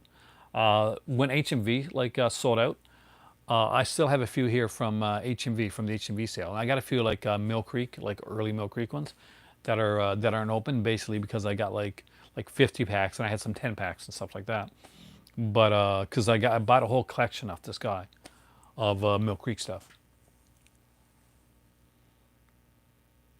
Read previous comments, please. Which comment? How many movies in my collection have I not watched? Probably a lot, actually. But I don't know for sure. I would not be able to tell you. Like, in all honesty, I have no idea.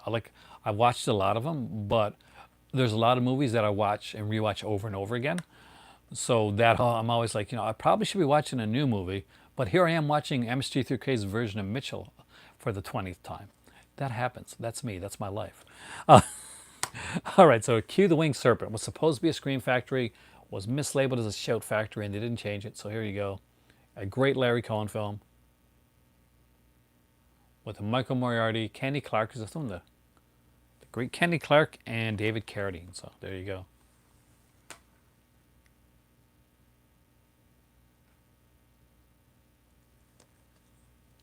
You cannot say anything bad about Q the Winged Serpent. Not only does it have some really cool like stop motion effects, but it's as a great Michael Moriarty role. It is one of their best episodes. My favorite episode of Mystery Science Theater is probably still Pod People. I think Pod People is my favorite episode. But the kind of like the 1-2 combination of Mitchell and The Brain That Wouldn't Die are just two great episodes. And they introduce Mike in those two. And not a Scream Factory, but oh no, I love 4K. 4K is fantastic, and have a great night, and fellow Newfoundlander, come back again. Welcome to the cult, man. Hackers, the 20th anniversary edition. It's not a good film. It's a great film. I love Q. If you see the name the name Larry Cohen on a film. That's the stamp of quality. Just putting that out. Merlin's Magic Shop. That's one of the later ones, isn't it? See, I found it hard to get into some of the later sci-fi stuff because I miss Dr. Forster so much. But Hackers, again, I thought this was a lot of fun. This is the early Angelina Jolie one. Johnny Lee Miller, in the role, and the Fisher Stevens is kind of the jerk character, and Lorraine Bracco. But yeah, I was surprised when I watched this again and realized it was Johnny Lee Miller from. All right, so here we have some, just like a handful of Scream Factory DVDs. Mitchell was Joel's last episode. Well, aside from like Soul Takers, where he comes back to do kind of like a cameo, I think it was Joel. No, TV's Frank comes back for Soul Takers, right? So yeah, no, yeah, Mitchell is Joel's last episode.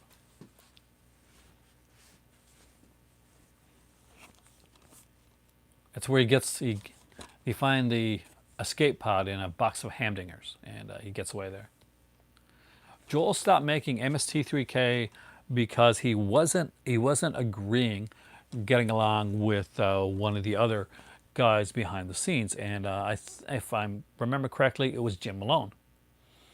I don't think he so much got kicked out as like it was a pretty much agreed upon. He was like, "Screw this, I'm leaving," and they were like, "You leave," type of thing. But there was a lot of bitter blood between him and Jim Malone at the time. Jim Malone, by the way, directed Bloodhook.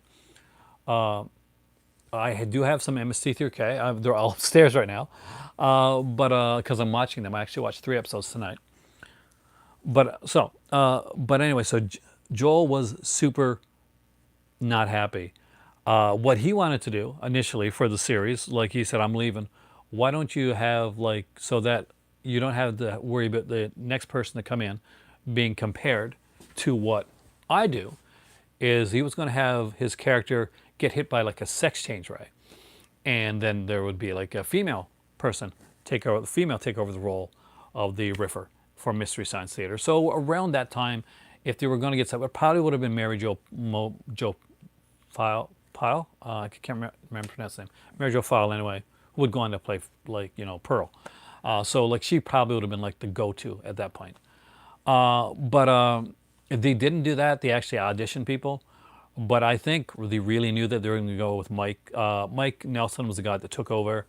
He's very different in tone and style from Joel. Joel is like laid back and like they have very different like beliefs as well, by the way, in real life. And Mike was the head writer on the show. See, Joel was like the biggest, like the big loss from Mystery Science Theater, and went over to Mike, and it did last for a long time afterwards.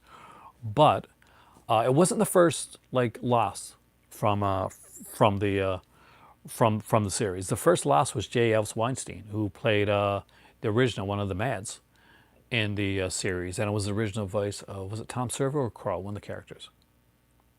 Yeah, I know. I was disappointed when I found out about Mike actually, but Joel so isn't, and you can tell just the way that that both of them like talk.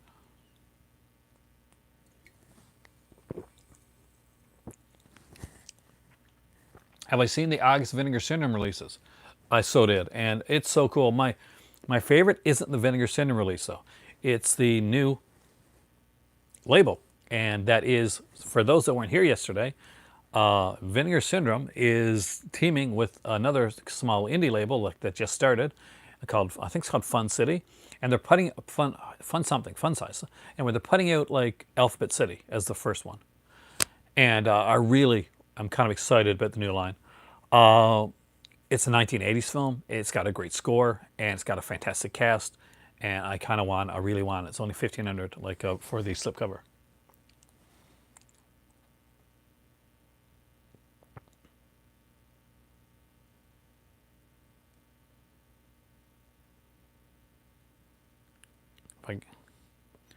The app Tubi and PS4, Xbox One website, you can watch the original Kamen Rider. See, and Super Sentai. Yeah, my kids actually like they're really hardcore when it comes to that stuff. So what they do is they actually have they pay like I think like $60 or $70 a month to get like all the Japanese channels. Well, I'm not joking. They pay like they don't watch like North American TV at all. They watch all like Japanese shows and like they're in like Japanese and stuff like that when they watch them. But they know Japanese, so they know Japanese and Korean. Not me. I'm not as smart as them. But yeah, Warlock. Did you like the new one? Did you see it, Logan? The Alphabet City. And it's got such a sexy slipcover too.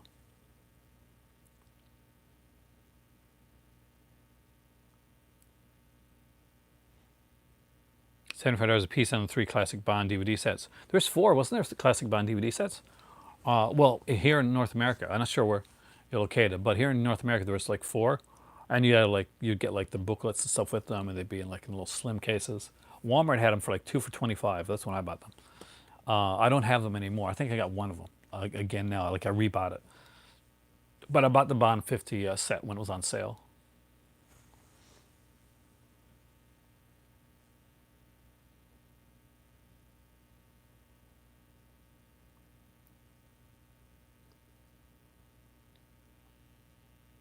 Well, Pandemonium is going to get a lot of interest because here's the thing. Here's the deal. Pandemonium artwork is done by the guy that did the artwork for Blood Games, and Blood Games is some of the best artwork I've ever seen on a Vinegar Syndrome slipcover, like hands down. Blood Games is amazing artwork. They really got a really great artist for that. And somebody said here yesterday that he does like work for the T-shirt company. It's Cavity Colors. And you can tell that his work is like very T-shirt workish, like like Wacko. Stay away from Pandemonium. I didn't like Wacko when I first watched it, but I grew to like it. Pandemonium, again, it's one that I will tell you right now, I didn't like Pandemonium when I saw it first, but I am hoping that it's one of those that's going to grow on me as well. But I was iffy on it. Like the horror comedy is hard to get, like to really knock out of the park. And I think for me, still to this day, Student Bodies is the one that did it best. And Jekyll and Hyde Together again, another one. I've seen a film called Angst years. If it's the one I'm thinking of, I did years ago, but I don't remember much of it now.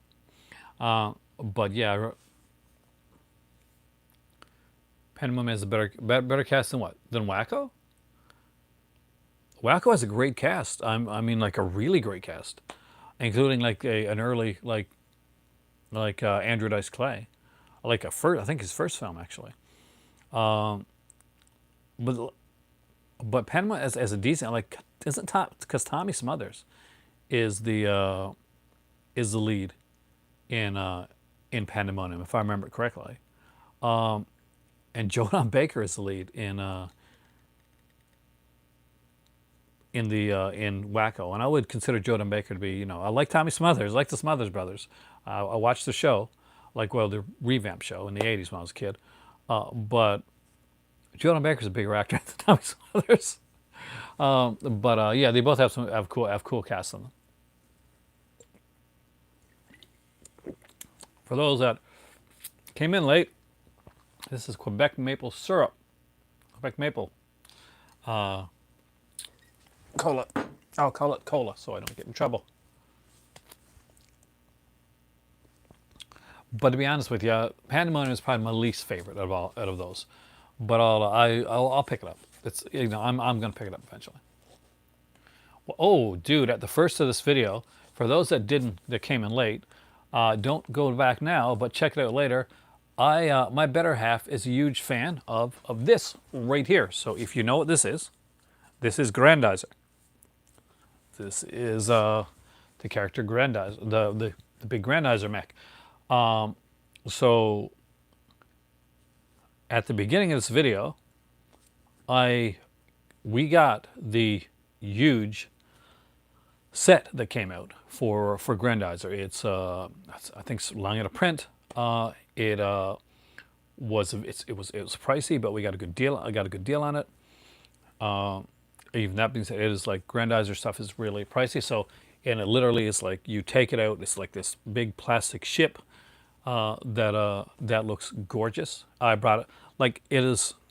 I'm so like really kind of nervous about it that I went and I after I unboxed it, I brought it upstairs and put it back in the glass case again. So if you're a fan of like of stuff like that, like even if you're not a fan of stuff like that, trust me, afterwards go back because the set is amazing looking, and it's one of the best sets that I've got in my collection, and it's my better half's. It's definitely 100% hers. Dude, I love Voltron. I got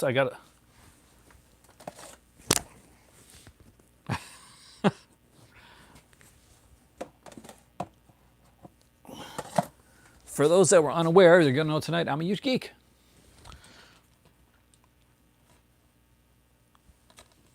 All right, the last of the Scream Factories. I knew I was going to get around to these. So and they're some of the earlier ones I got because I initially started buying some Scream Factory on DVD, and you know why I started doing it like that? I also have Star Blazers. I'm not even joking. I'll actually bring it up and show you afterwards. So this is the Monkey's Paw, and I don't think I've watched this one yet actually, but decent cast. I mean, like there's Tony. I think Tony Todd's in this one. Corbin Bleu, if you liked High School Musical, Corbin Bleu's in this, and which I didn't realize, but okay.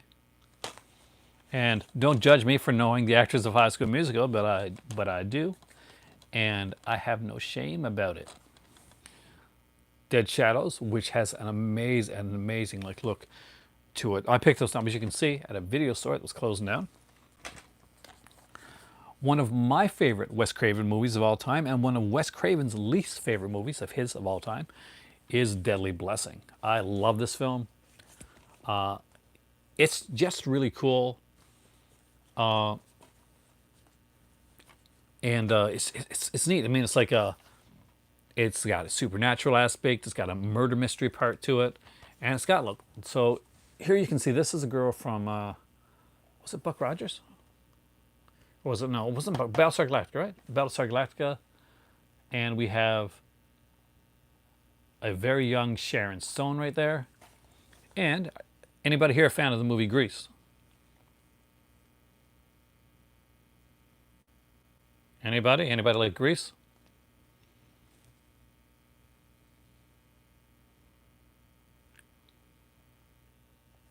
Because see that girl right there? She is Patty Simcox in the movie Grease. And if that name doesn't ring familiar right away, then there you go, right there. Sharon Stone, right there. Patty Simcox was the really like kind of like happy kind of Bobby cheerleader in the movie, where basically she meets Sandy, of course, the star of it, and she's going for class president, and she sits down and she tells like we'll be lifelong friends. But yeah, and Howling. I was going to Morocco the day that this came out. I went through 5 different stores to find a copy of The Howling. And this here, I love the artwork on it. I love this artwork. By the way, this is one of my favorite original like Scream Factory artworks. They had a Blu-ray edition of this, and they had a DVD edition of this film, right? But I had them both in my hands. But the DVD cover, it was like this is what it came down to.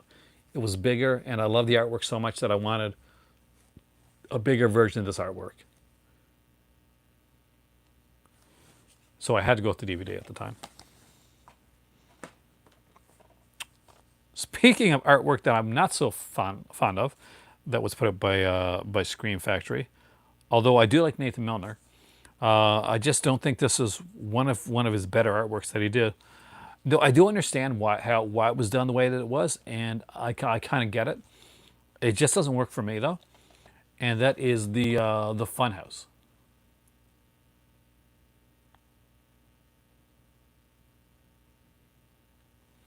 Now, initially, I really, really hated art, this artwork like a lot. Like it was very, a little bit too cartoony, and the distortion of the faces and stuff like that. And then I started to think about it, and I thought about seeing the characters through the lens of a funhouse mirror. And if that's what he was going for, then yeah, I totally get it. But I love this film. I got the Arrow edition of this one as well. And last but not least, there are two films here. And there is Psycho 2, which has a fantastic audio commentary with Tom Holland, which I recommend you check out because it's a really, really good commentary. And of course, there is the ultra sleazy, but also ultra cool Psycho 3. And I'm a big Tony Perkins fan. Anthony Perkins and and Donald Pleasance were two of my favorite actors when I was growing up. I'd always wanted to do like the Sam Loomis role in Halloween. That was like a big this was a big thing for me when I was going in acting, and I always loved the this role here of Norman Bates.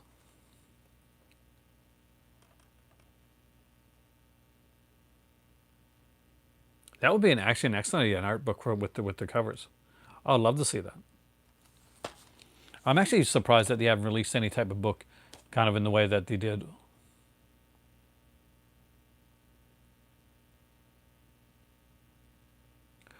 I don't know if he's done any. I don't think he has done any for Shout and Scream.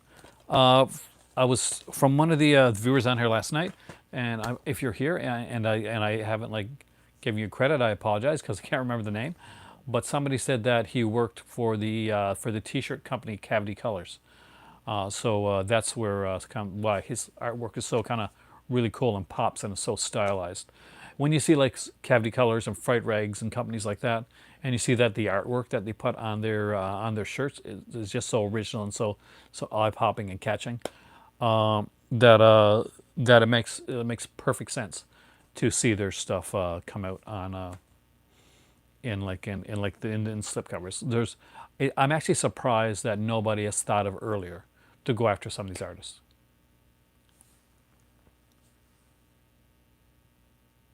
And I apologize if I missed so much stuff, by the way, guys. Let's get the Australian release complete saga. I've seen it. It looks really sexy. 1933 Mike Smith. That is definitely not the 1933 one. You only have two Screams? Halloween 2 and 3 with slips. They were also my introduction to the label as well. How come you stopped at Halloween 2 and 3?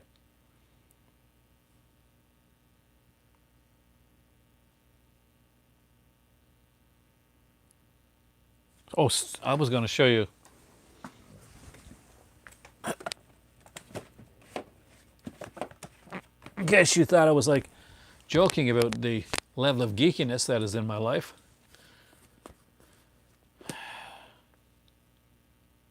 This is Star Blazers.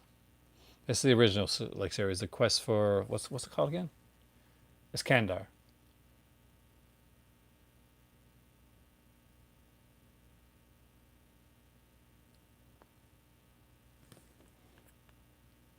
So, yeah, when I say I'm a pretty geeky dude, I'm not even joking. My favorite was Robotech, and I do have the complete Robotech. And yes, I love Captain Harlock. Well, my better half knows more about Captain Harlock. It was okay with the live action film, yeah. But yeah. So as you guys can see, one of these days I'll do like a video on all this geek stuff that I got because I got a bunch of stuff and like like the horror stuff as well. I got like the NECA figures and all that too. Have I seen the live action Starship Yamato? I did actually. I didn't like it as much, but it was okay. I prefer anime. I prefer like with all this stuff. I really prefer the anime over the live action stuff. Because and especially there's some. Remember Does anybody remember one called Fist of the North Star? This is a deep cut for some people that are going. Anyway, so there was a anime. It was a really good anime, a really super violent one called Fist of the North Star, and it was so good. And then they made a live action version of it, and it was so bad. It was like really bad. Malcolm McDowell was in it, and but I actually have a VHS copy. I'm not even joking. I have a VHS copy of the live action Fist of the North Star. Which I think was Gary Daniels. I'd have to go look, but I think it was Gary Daniels. Oh, the live action one is fun on its own, but when you put it up against the anime, like it's there's no comparison. But yeah, it's a fun one on its own. It is Gary. Thanks. It is one that is super fun as its own entity. But if you put it up against like the anime, then there's no there's no comparison there. Yikes! That's way too much maple at one time. Oh,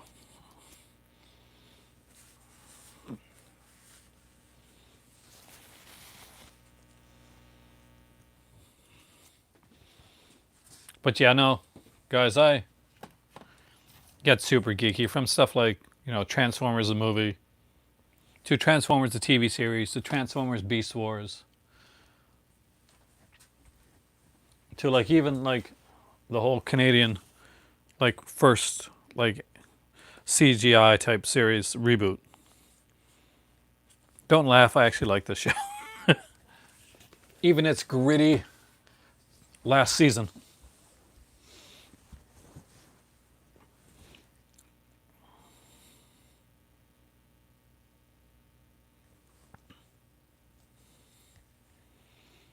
Do I have the Jap? I don't have the Japanese Transformers set. I need to get that one actually. Reboot was your childhood. I mean, yeah.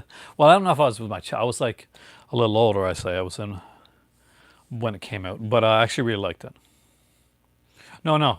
Luckily, none got on the Blu-rays. It all got on my pants. So, so I'll be wearing different jeans tomorrow, guys.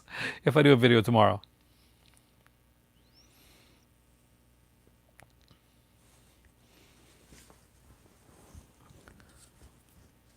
But now that I've gone through all the Scream Factory, and I was initially going to do some Kino Lorber stuff.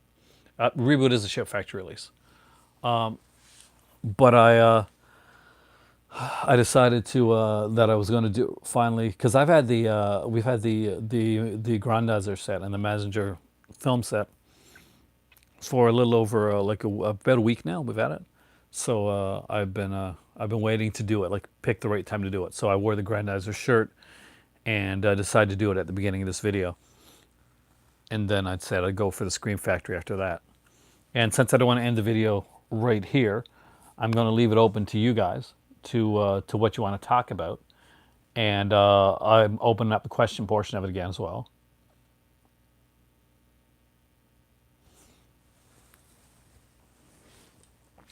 Reboot had some really neat stuff in it. Things from my childhood. You want to look for something from my childhood, which is embarrassingly bad animation, by the way.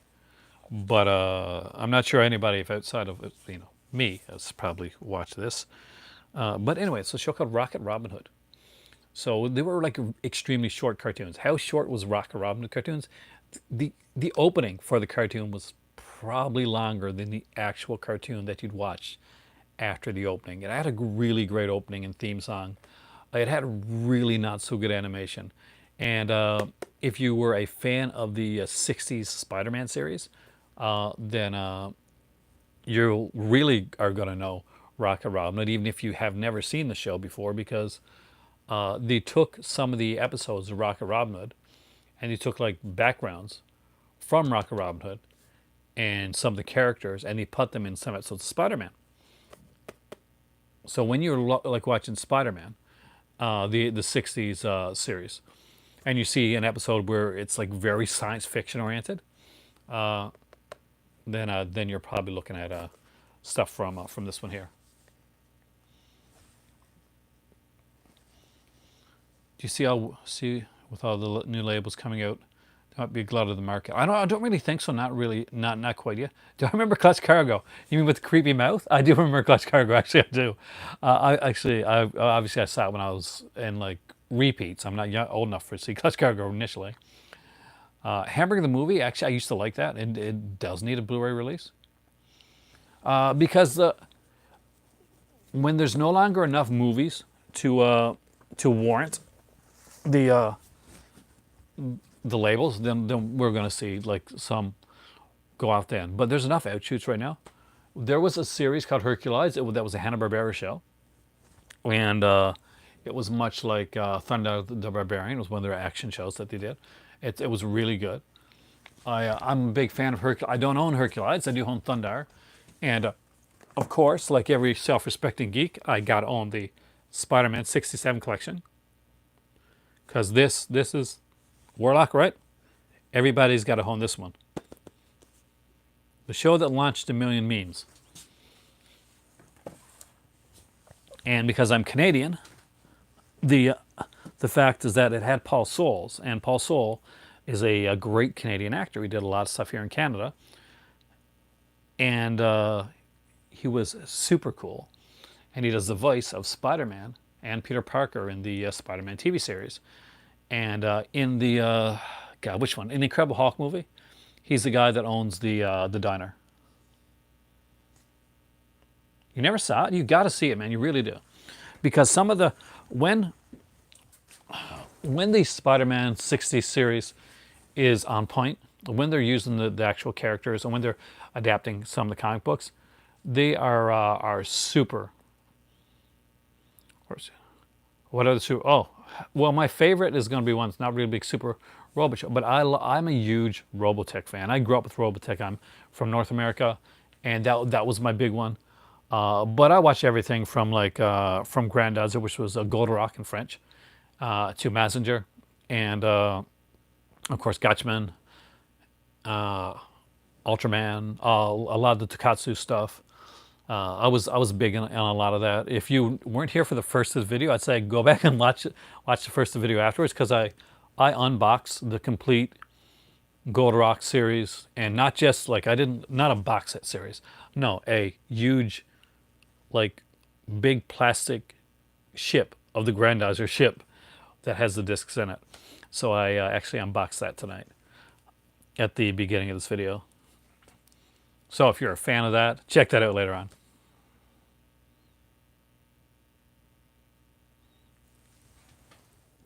I'm going to try and drink this and probably not do Canadian film. I want to do a Canadian filmmaker one. I tried to do a Canadian like episode earlier, but it was about a year or so back. I do have Beast Wars, but it didn't do very well. Actually, I started to do like a Canadian one, and I was going to do a Canadian one for Canada Day, and because of the earlier one that I did, I felt burnt by it, and I didn't end up doing it. And I'm a guy that was a writer, and I almost wrote a book on Canucksploitation. So that's been kind of like that's been a big part of my life, and it was for years. I was like I did years of research on Canucksploitation, and loved the whole tax shelter horror that happened here in Canada. So many great films came out of that. Look how BC. The same thing, like there was, remember Friday 13th, the series? There were some places where that was called Friday's Curse, and not Friday the 13th series. That's probably, oh my God, that's probably from like the years of I have this weird like thing for retaining absolutely useless knowledge, and two, I did do a lot of writing on the subject back in the day, but I never did go through with the book. And there is actually a really good Canucksploitation book out there, and unless I could think of a way to write and add enough new that it would warrant a book, then that book is the go-to for this point, and it's a good book called "The Came From Within." If you mean the new, I heard there's a new War of the Worlds TV series, and I haven't seen that. The War of the Worlds TV series that I know is back from the '80s, which starred God, I can't remember, I think it's Gerard Martin, who played Dusty on Dallas, and it ran like 2 seasons, but it was very different. The first season of it, they had like this one like faction of aliens, and then in the second season, it goes a bit in the future, like his kid's older, like some of the cast members are killed off, and there's this newer, even deadlier faction of aliens there. So yeah, I used to watch the old original like War of the World series that played here in Canada. The second season was super dark, and I actually liked it. But I and the guy, of course, from Highlander the series, the TV would go on to be a star in Highlander the TV series. He got his he was in that show as well. He was in War of the Worlds, but I didn't like his character. So when they said that they're making Highlander the series, and he was going to be the lead actor in it, Adrian Paul, I'm not so sure about this, but in the end, Highlander the TV series was, and I'm going to say this, and some people are not going to like it, but Highlander the TV series was better than the movies, in my opinion. I liked Highlander TV series. It got into a lot more, got into the mythos. There's a box set of the whole series. Oh, dude, Warlock, I would have been killed to have that. Highlander's a good film. It's a good film. It's a great soundtrack. But the TV series of Highlander, in my opinion, if anybody's a Highlander fan or like the show, they can like jump in and say something. But I thought the TV series was better because it got to play out a lot more. Of War of the Worlds, like both seasons, I missed out on that one, dude. And the thing is, like, I came to War of the Worlds like I grew up like watching like Dallas. It was a big show in my house, and my grandparents watched it all the time. It was every Friday night. If you're Canadian, Dallas came in every Friday night, and you watch it when you're young. So Jared Martin was in Dallas, and he was Dusty, and he was kind of the cool ranch hand rodeo guy that was gonna steal Sue Ellen away from Jared, because Jared was the bad guy. And then he had an accident, and he pushed Sue Ellen away. And I think that was really because Jared Martin wanted to leave the show, and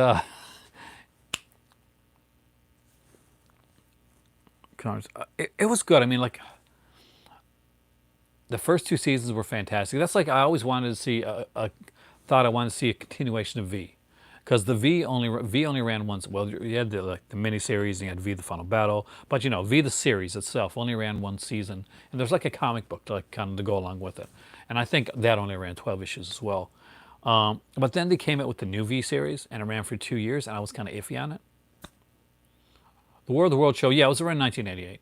So it was around the time that a lot of those shows were coming out, and they were like there was like a bit of backlash around that time, because there was like the shows were becoming very violent. If you've seen the War of the World show, and Warlock's got it, so he can tell you the show is pretty damn violent, and there was a bit of backlash for that. Like I know that here in Canada, for Freddy's Nightmares, which was like a super violent show, had some nudity in as well.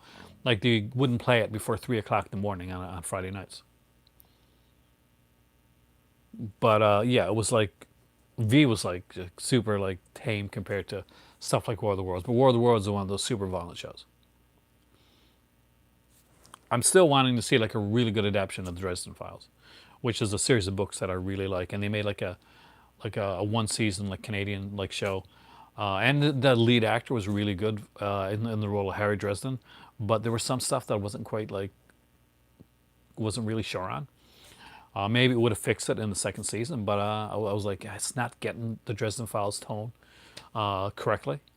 If you're not familiar with Dresden, there's a series of books about a warlock named Harry Dresden, who is a warlock and a detective, and they're actually really good. What did I think of Tom Cruise's War of the Worlds? Not very much. I'll be honest with you. I did not like it very much. First Wave, I love First Wave too. There's another show that literally buries the lead, so to say. Spoiler alert, but First Wave gets rid of the lead. There's also a new series, by the way. If you remember Brave New World. You know, the old like show and like the book and stuff. So there's a new like streaming service called. Did you read Butcher, Jim Butcher? That is awesome. I love his books. Hopefully, it was really cool.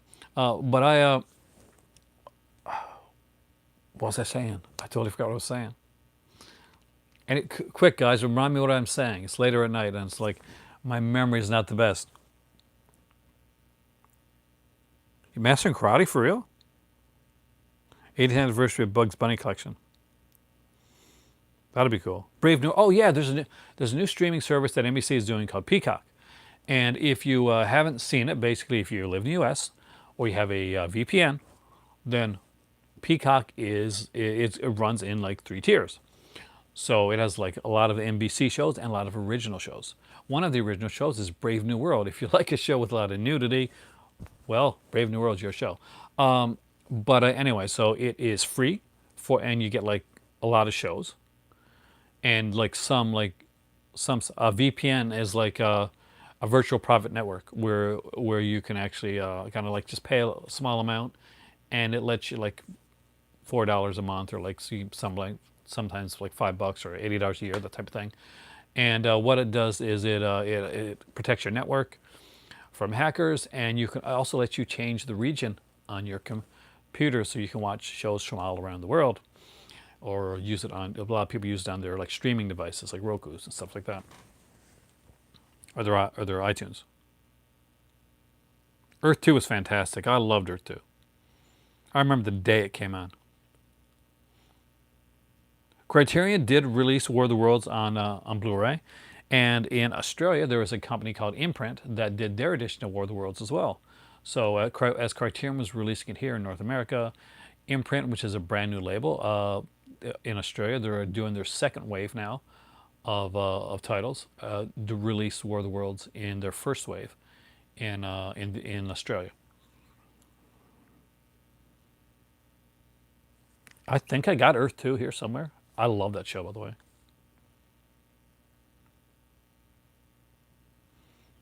But yeah, so the Peacock, Peacock's like it's free, but if you want to have all the shows, it has a premium level. That's $4.99, right? Okay, but you still have ads in there. Not a lot of ads. Ads like seem to be pretty good. But if you get Premium Plus, which is $9.99, of course, then you don't have ads, except for like some shows which are kind of like outside of like their.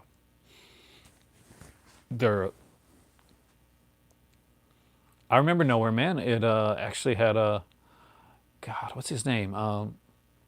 He was a photographer, and basically he saw something he shouldn't have, and he kind of like made him disappear, sort of. They kind of like.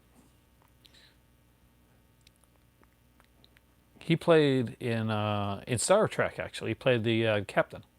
He was not, before Kirk, the captain before Kirk. Great actor. He's in a lot. I'd like his name has escaped me right now, but a fantastic actor. It was Pike. I think it was Pike. The Criterion edition of Unobstructed of War of the Worlds looks amazing.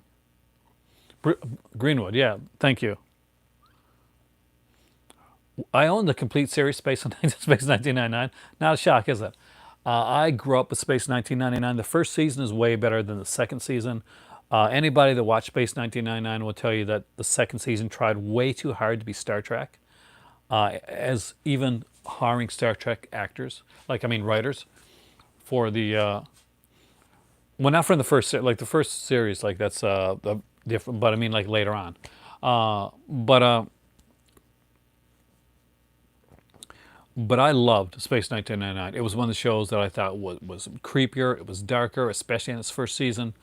There was this creature. There's this one episode where Martin Lando's character, he's the lead in the series, by the way.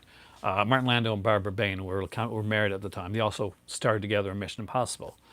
So there's an episode where he gets hit on the head, and he they go to this place, and everybody else sees these normal people, but he sees these like horrible looking creatures, like huge creatures with one big like gigantic eye type thing. Jeffrey Hunter, the King of Kings. Yeah, he was the original like Captain Pike, but I mean in the movies that Bruce Green was Captain. Was it the movies or was it the later TV series they played Captain Pike? I'd have to look. So no, no, this is this huge ass creature, and he's trying to tell everybody. He's trying to tell everybody around him that that these people that they're talking to, this other like colony, is that they are like horribly disfigured, like creepy ass monsters.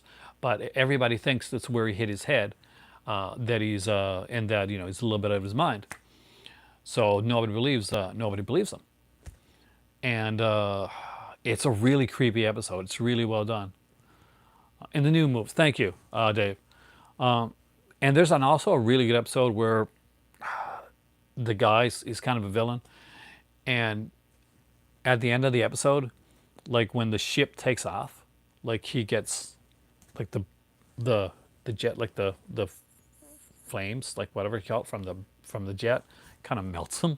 It's dark shows, some pretty dark shows. I don't own all of Tomorrow People. I used to have like a season. I think I had at least one season of the original Tomorrow People, but I don't have all of it. That's one. Like I'm a big like I don't talk about. I guess I don't. I talk about a lot of like Z grade stuff and horror, but one of the, I guess one of the little things that kind of flies under the radar a lot on my channel is that I'm a huge science fiction fantasy fan, and I grew up on all these shows. I used to watch a lot of this stuff, as you can probably tell right now. But it was like it was a thing, and like Space 1999 would come on Sundays on CBC, and it would creep the hell out of me. And then it got to the second season, but I liked the girl that could change into like different creatures and different aliens. She was kind of cool, but I didn't like that they took some of the actors for the first series out of it. Back to the Future. I love Back to the Future. It's one of the perfect trilogies, and they should not make another one. They should not make a remake. They should not do another Back to the Future. Leave it. It is great. It's fantastic. It's perfect as is. So we can just not make that Back to the Future one that we know is going to get made down the road, and it's probably not going to be very good. So, but hey, why not? It doesn't make mine go away. That's the way I see it. You can remake what you want. The original's still there. People get upset, like when it comes to remakes and stuff like that. The Telltale game. Yeah, there's your Back to the Future for the Telltale game.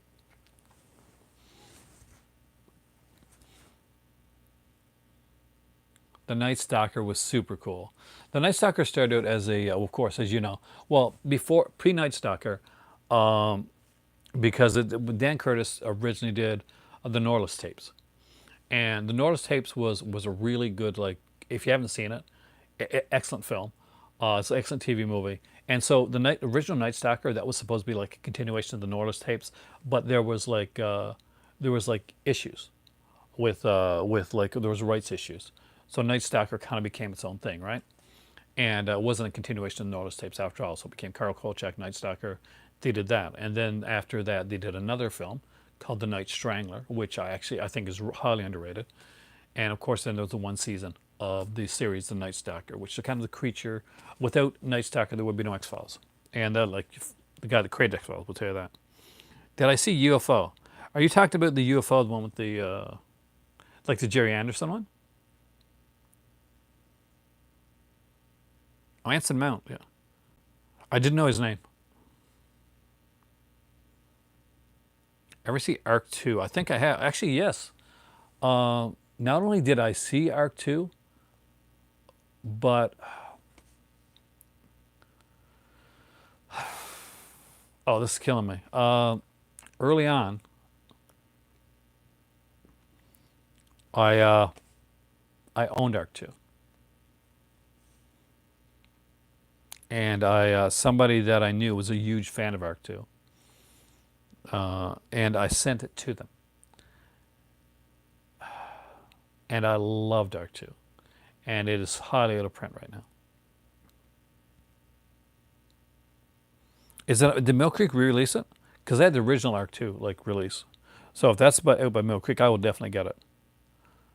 Anybody that like ever ordered Mill Creek early on and they haven't gone into Mill Creek stuff lately, Mill Creek has upped its game 1,000%, and they are. I consider them like they're a contender with the stuff, with some stuff that they put out. They do amazing stuff.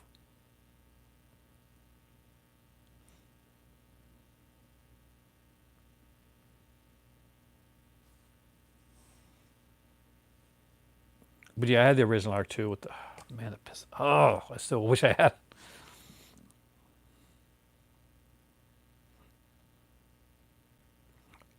Oh, I just ordered two of the Ultraman sets.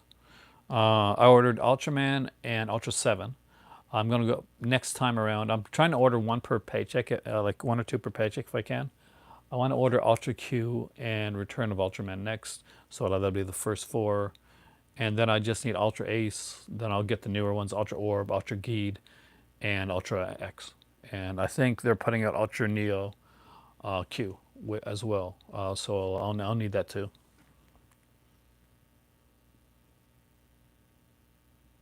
That's early, like the Hitchcock stuff. That's early Mill Creek. That's when you weren't sure what the quality was going to be like when you got Mill Creek. When it was like the really early stuff, you're like rolling the dice. Hope these look to be good movies. Hope the transfers are good. Hope some of these transfers are going to be good. Gotta roll that dice. The box says, which ones are you?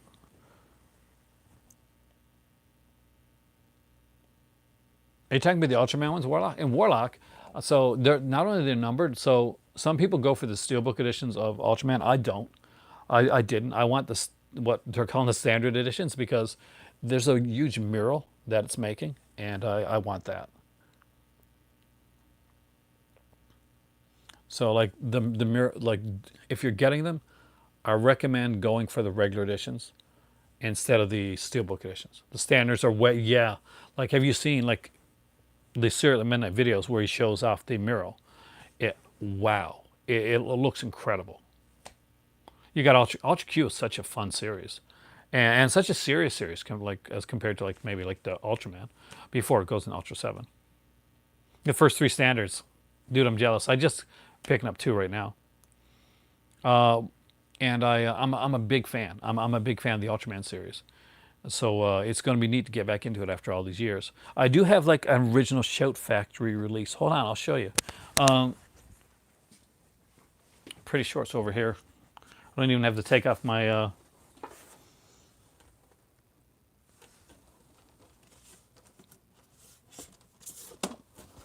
So as you know, the new editions of Ultraman are they have like the original Japanese audio, and there's no dubbing, right? But there's like the original like sound there. So initially, there were some put out. Sorry, I was meant to say BCI put out like Ultraman, and this was the original. This is Volume 1, Season 1, Volume 2. These are actually pretty cheap to find, actually.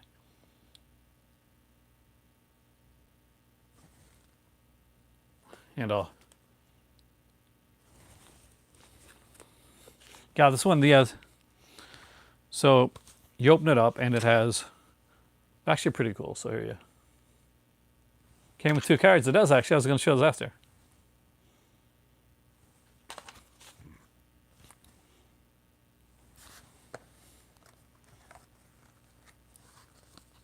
So where are the cards at in this one? I know I have cards. Maybe it's in with one of the discs. So there was an episode guide,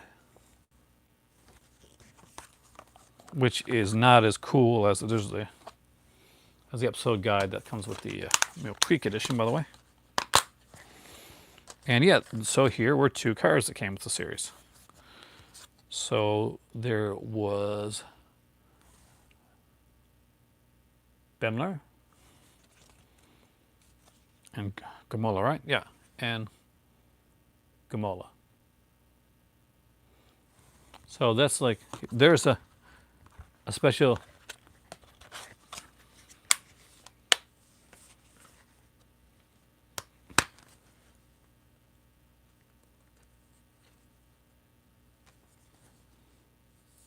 Of course, was the BCI like.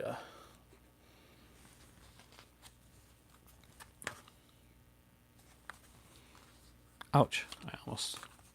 So this has some of the episodes. So I'll actually be able to watch some of these when I'm waiting for the ones to come. You got Shout Factory Ultra 7. But there wasn't like much. I don't think there was anything special feature-wise in there except for the Kaiju Monster Encyclopedia, the 8-page booklet, and the collectible cards.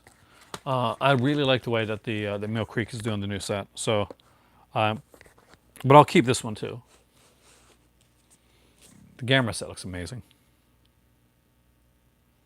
I totally put these in wrong. Got to take them out again. So it's 21 to 27. 28 to 33 and 34 to 39. Yeah, the first Ultraman series ran 39 episodes. There was like they tended to usually go up. Like Ultraman runs 39. I think there's 40 something for Ultra 7, and Return of Ultraman I think runs 51 episodes, somewhere around there. I'm a big geek, guys. I really am. Don't hold that against me. But yeah.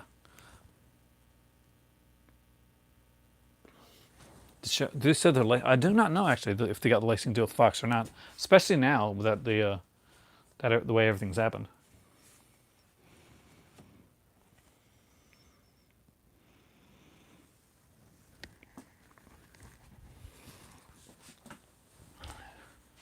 Whoa.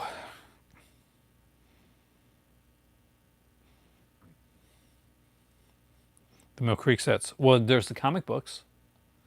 And you want the complete comic books and the complete books. Do you know the thing? And this is going to seem so sad to some people that I'm such a big fan of Takatsu, and I love Gamera and stuff like that. I love the Gamera films, but if I have to choose, if it comes down to like, say, I don't have the bones to get like the Ultraman sets and the Gamera set. As beautiful as the Gamera set is, I will get Ultraman. Like that's just me. The normal person and the collector is going to go for Gamera. Master Rider and Kamen Rider.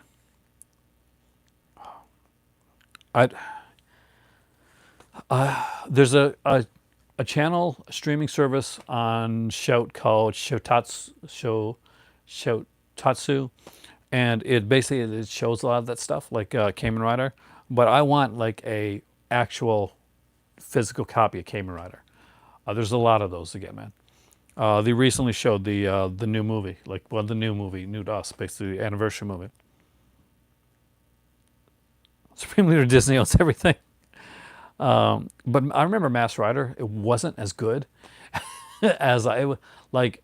They really botched it when it came to Master Rider, because Kamen Rider was so good, and Master Rider, the actors were so bad. They did a crossover with Power Rangers too, and it just was like, even the Power Rangers at the time were like, getting you're kind of lame, Kamen Rider compared. But I love the Kamen Rider look, and I love the different ones as it goes through, because it gets really good.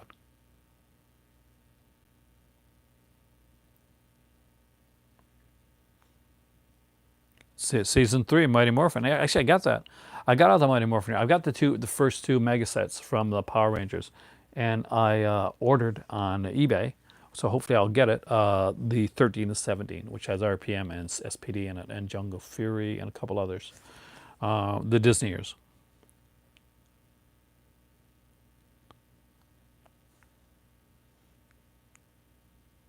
Is there any TV series that's not out on DVD that I would like to get? Well, I just mentioned one, actually, Kamen Rider.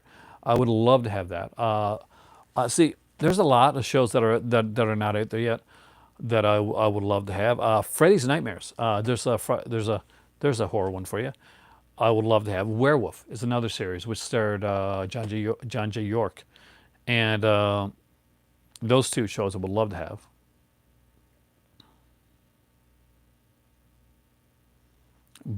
And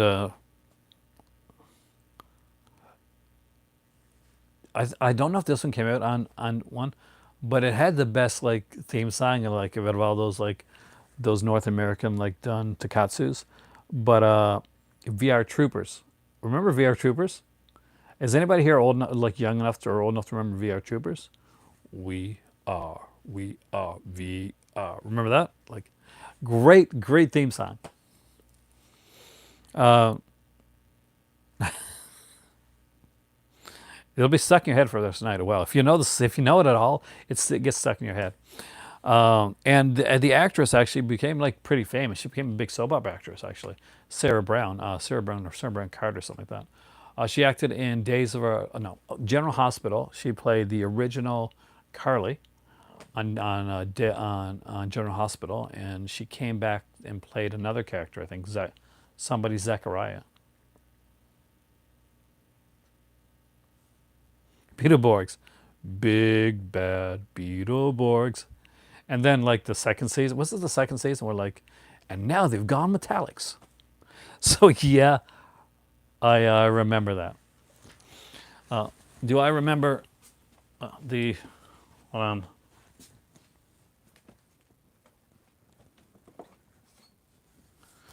I do remember the next mutation with Venus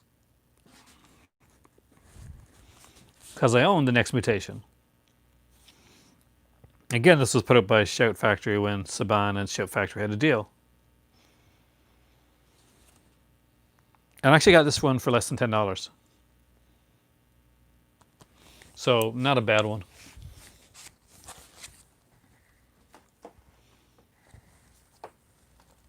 And because I'm super geeky, the Star Wars Ewok films.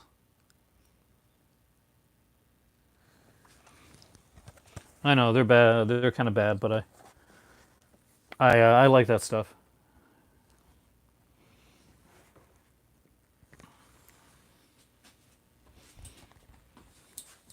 So yeah, I have a lot of that stuff.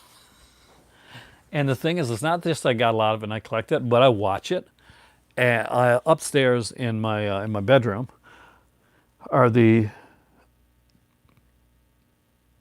two seasons of are the first two mega sets of Power Rangers. Lost Galaxy is really great, by the way. Do you have any Irwin Allen TV shows? I have what's it called? My God, it's killing me. Well, I got like Lost in Space, and I have the underwater one. Oh my, what? Oh my God! I have the underwater one, which name I can't remember right now. That's so sad. Oh,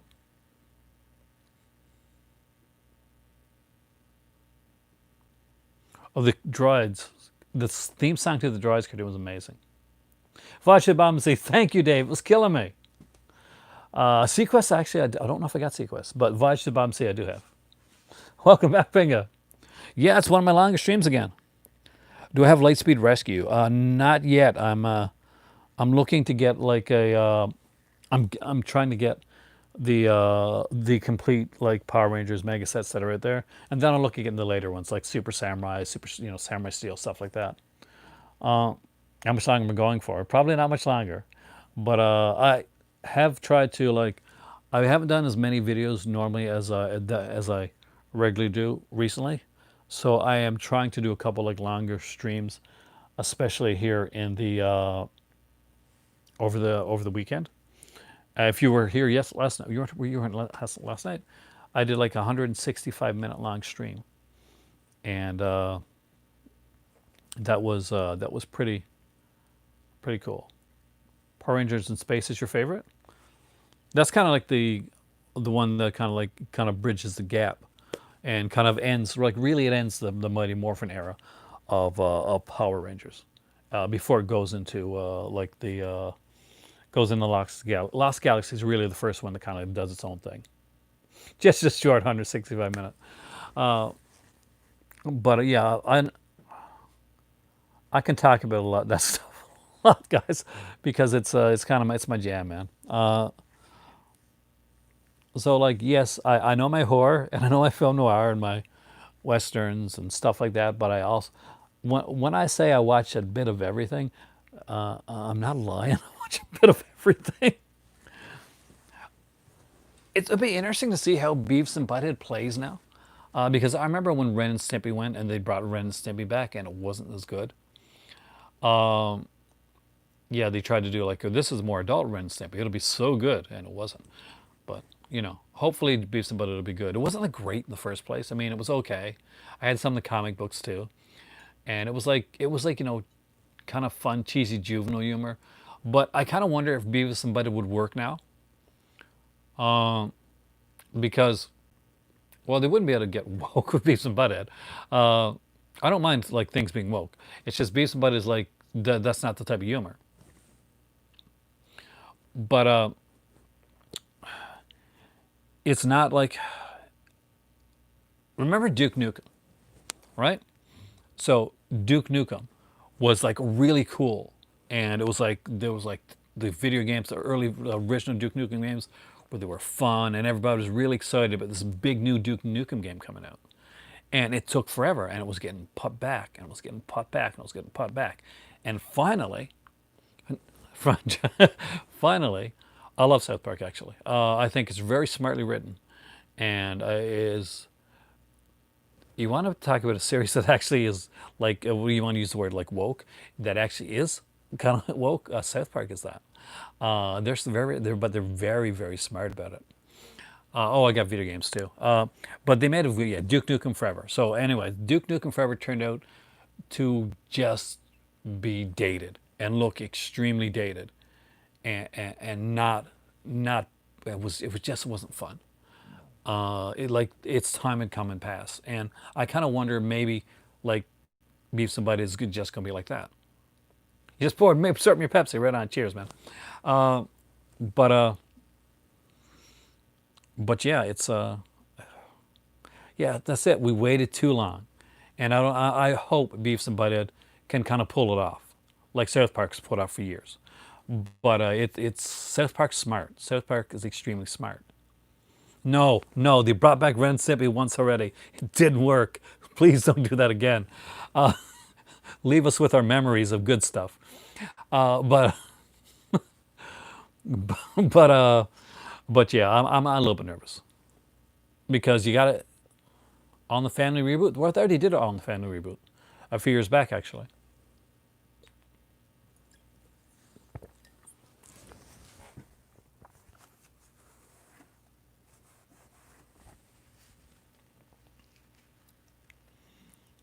On the Family reboot, we're like, yeah, it was called like somebody else. Well, it was like, I guess it's kind of a spin off or a continuation, but I thought kind of like reboot. So basically, I think it was John Amos, and he like moved into like Archie's old house because they did All in the Family, and then they did like Archie Bunker's Place, and of course there's a spin-off Jeffersons and all that type of stuff.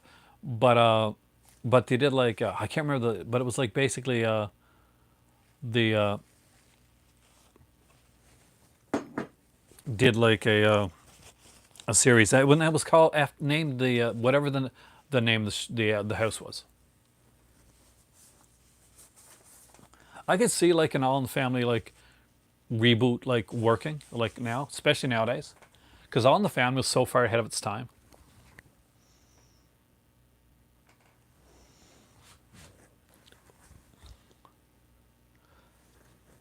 But it's been done, and it's been done as good as it can be. I think. I don't see like getting better than that. That's like saying, let's do another MASH series. Well, you can, but why? Because you kind of perfected it.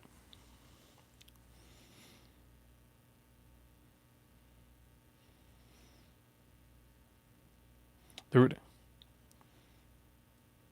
when you, it'll be interesting to see. I guess like I I, I grew up with Wonder Years. It was good in its day. Uh, Did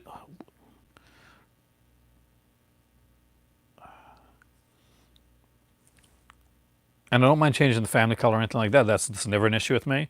But the show, Everybody Hates Chris, which kind of is the Wonder Years of its time. Um, you know what I mean? Like there's Wonder Years, and then later on, like Chris Rock does so well. Everybody Hates Chris, and that pretty much is Wonder Years for that generation, uh, and so it's. Sliders, easily see Sliders remake being done. I love Sliders. Hazard Street, that's the name of it. For anybody that like watch my channel very often, I'm a huge Sliders fan.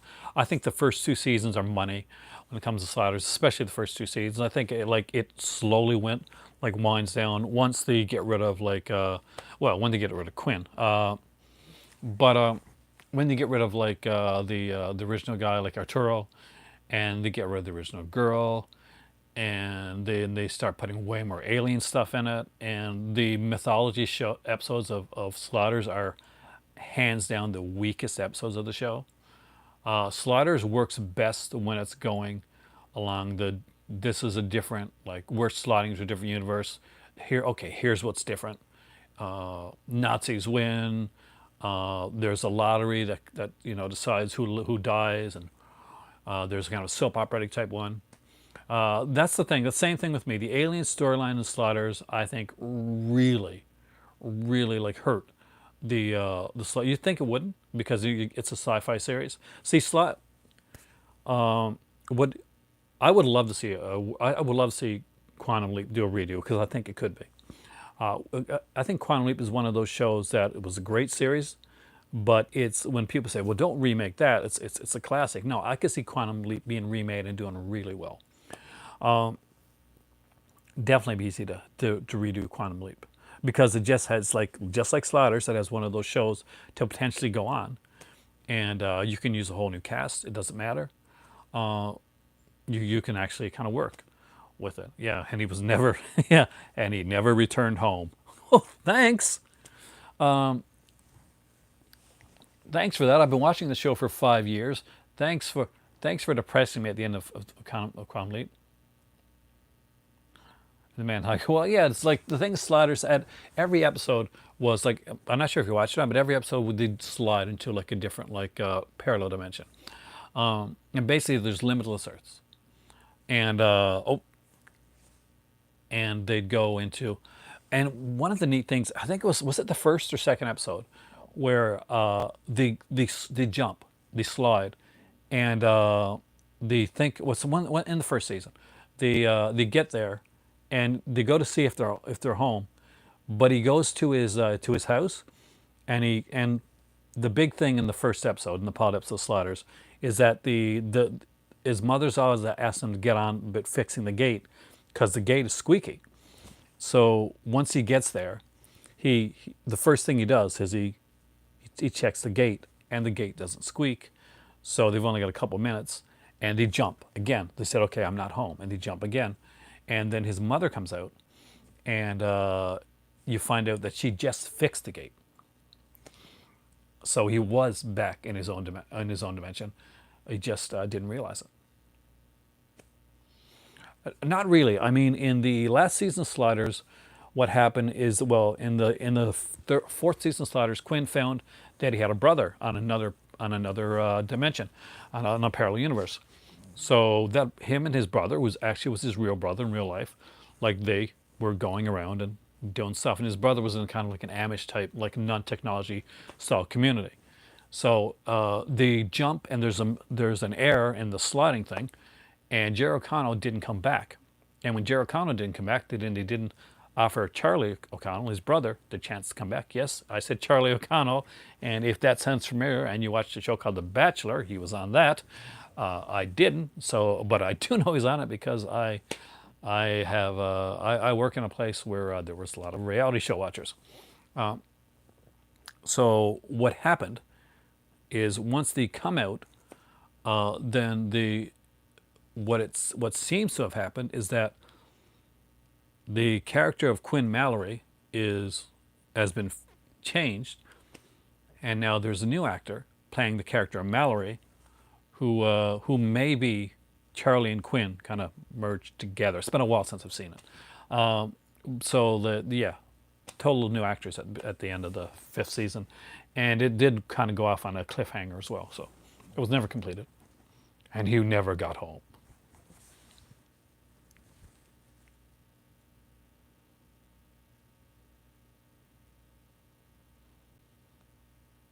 But it ran for 5 seasons, so not too bad.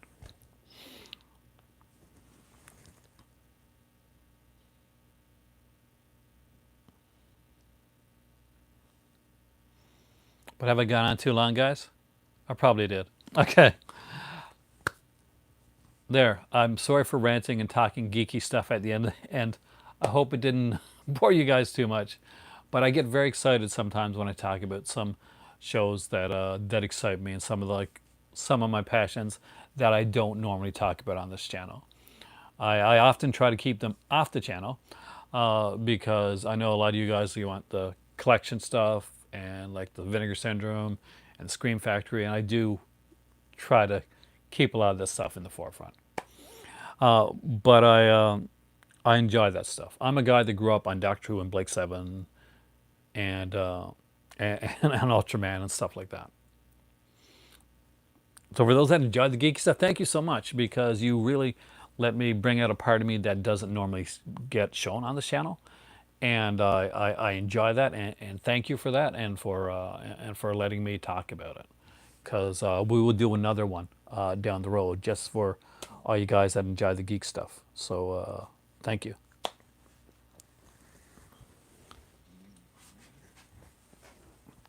But right now, did I like Monk? Actually, I really like Monk. Actually, Monk and Psych, I really like both those shows. At 152 minutes, oh my God, I did another mega stream again.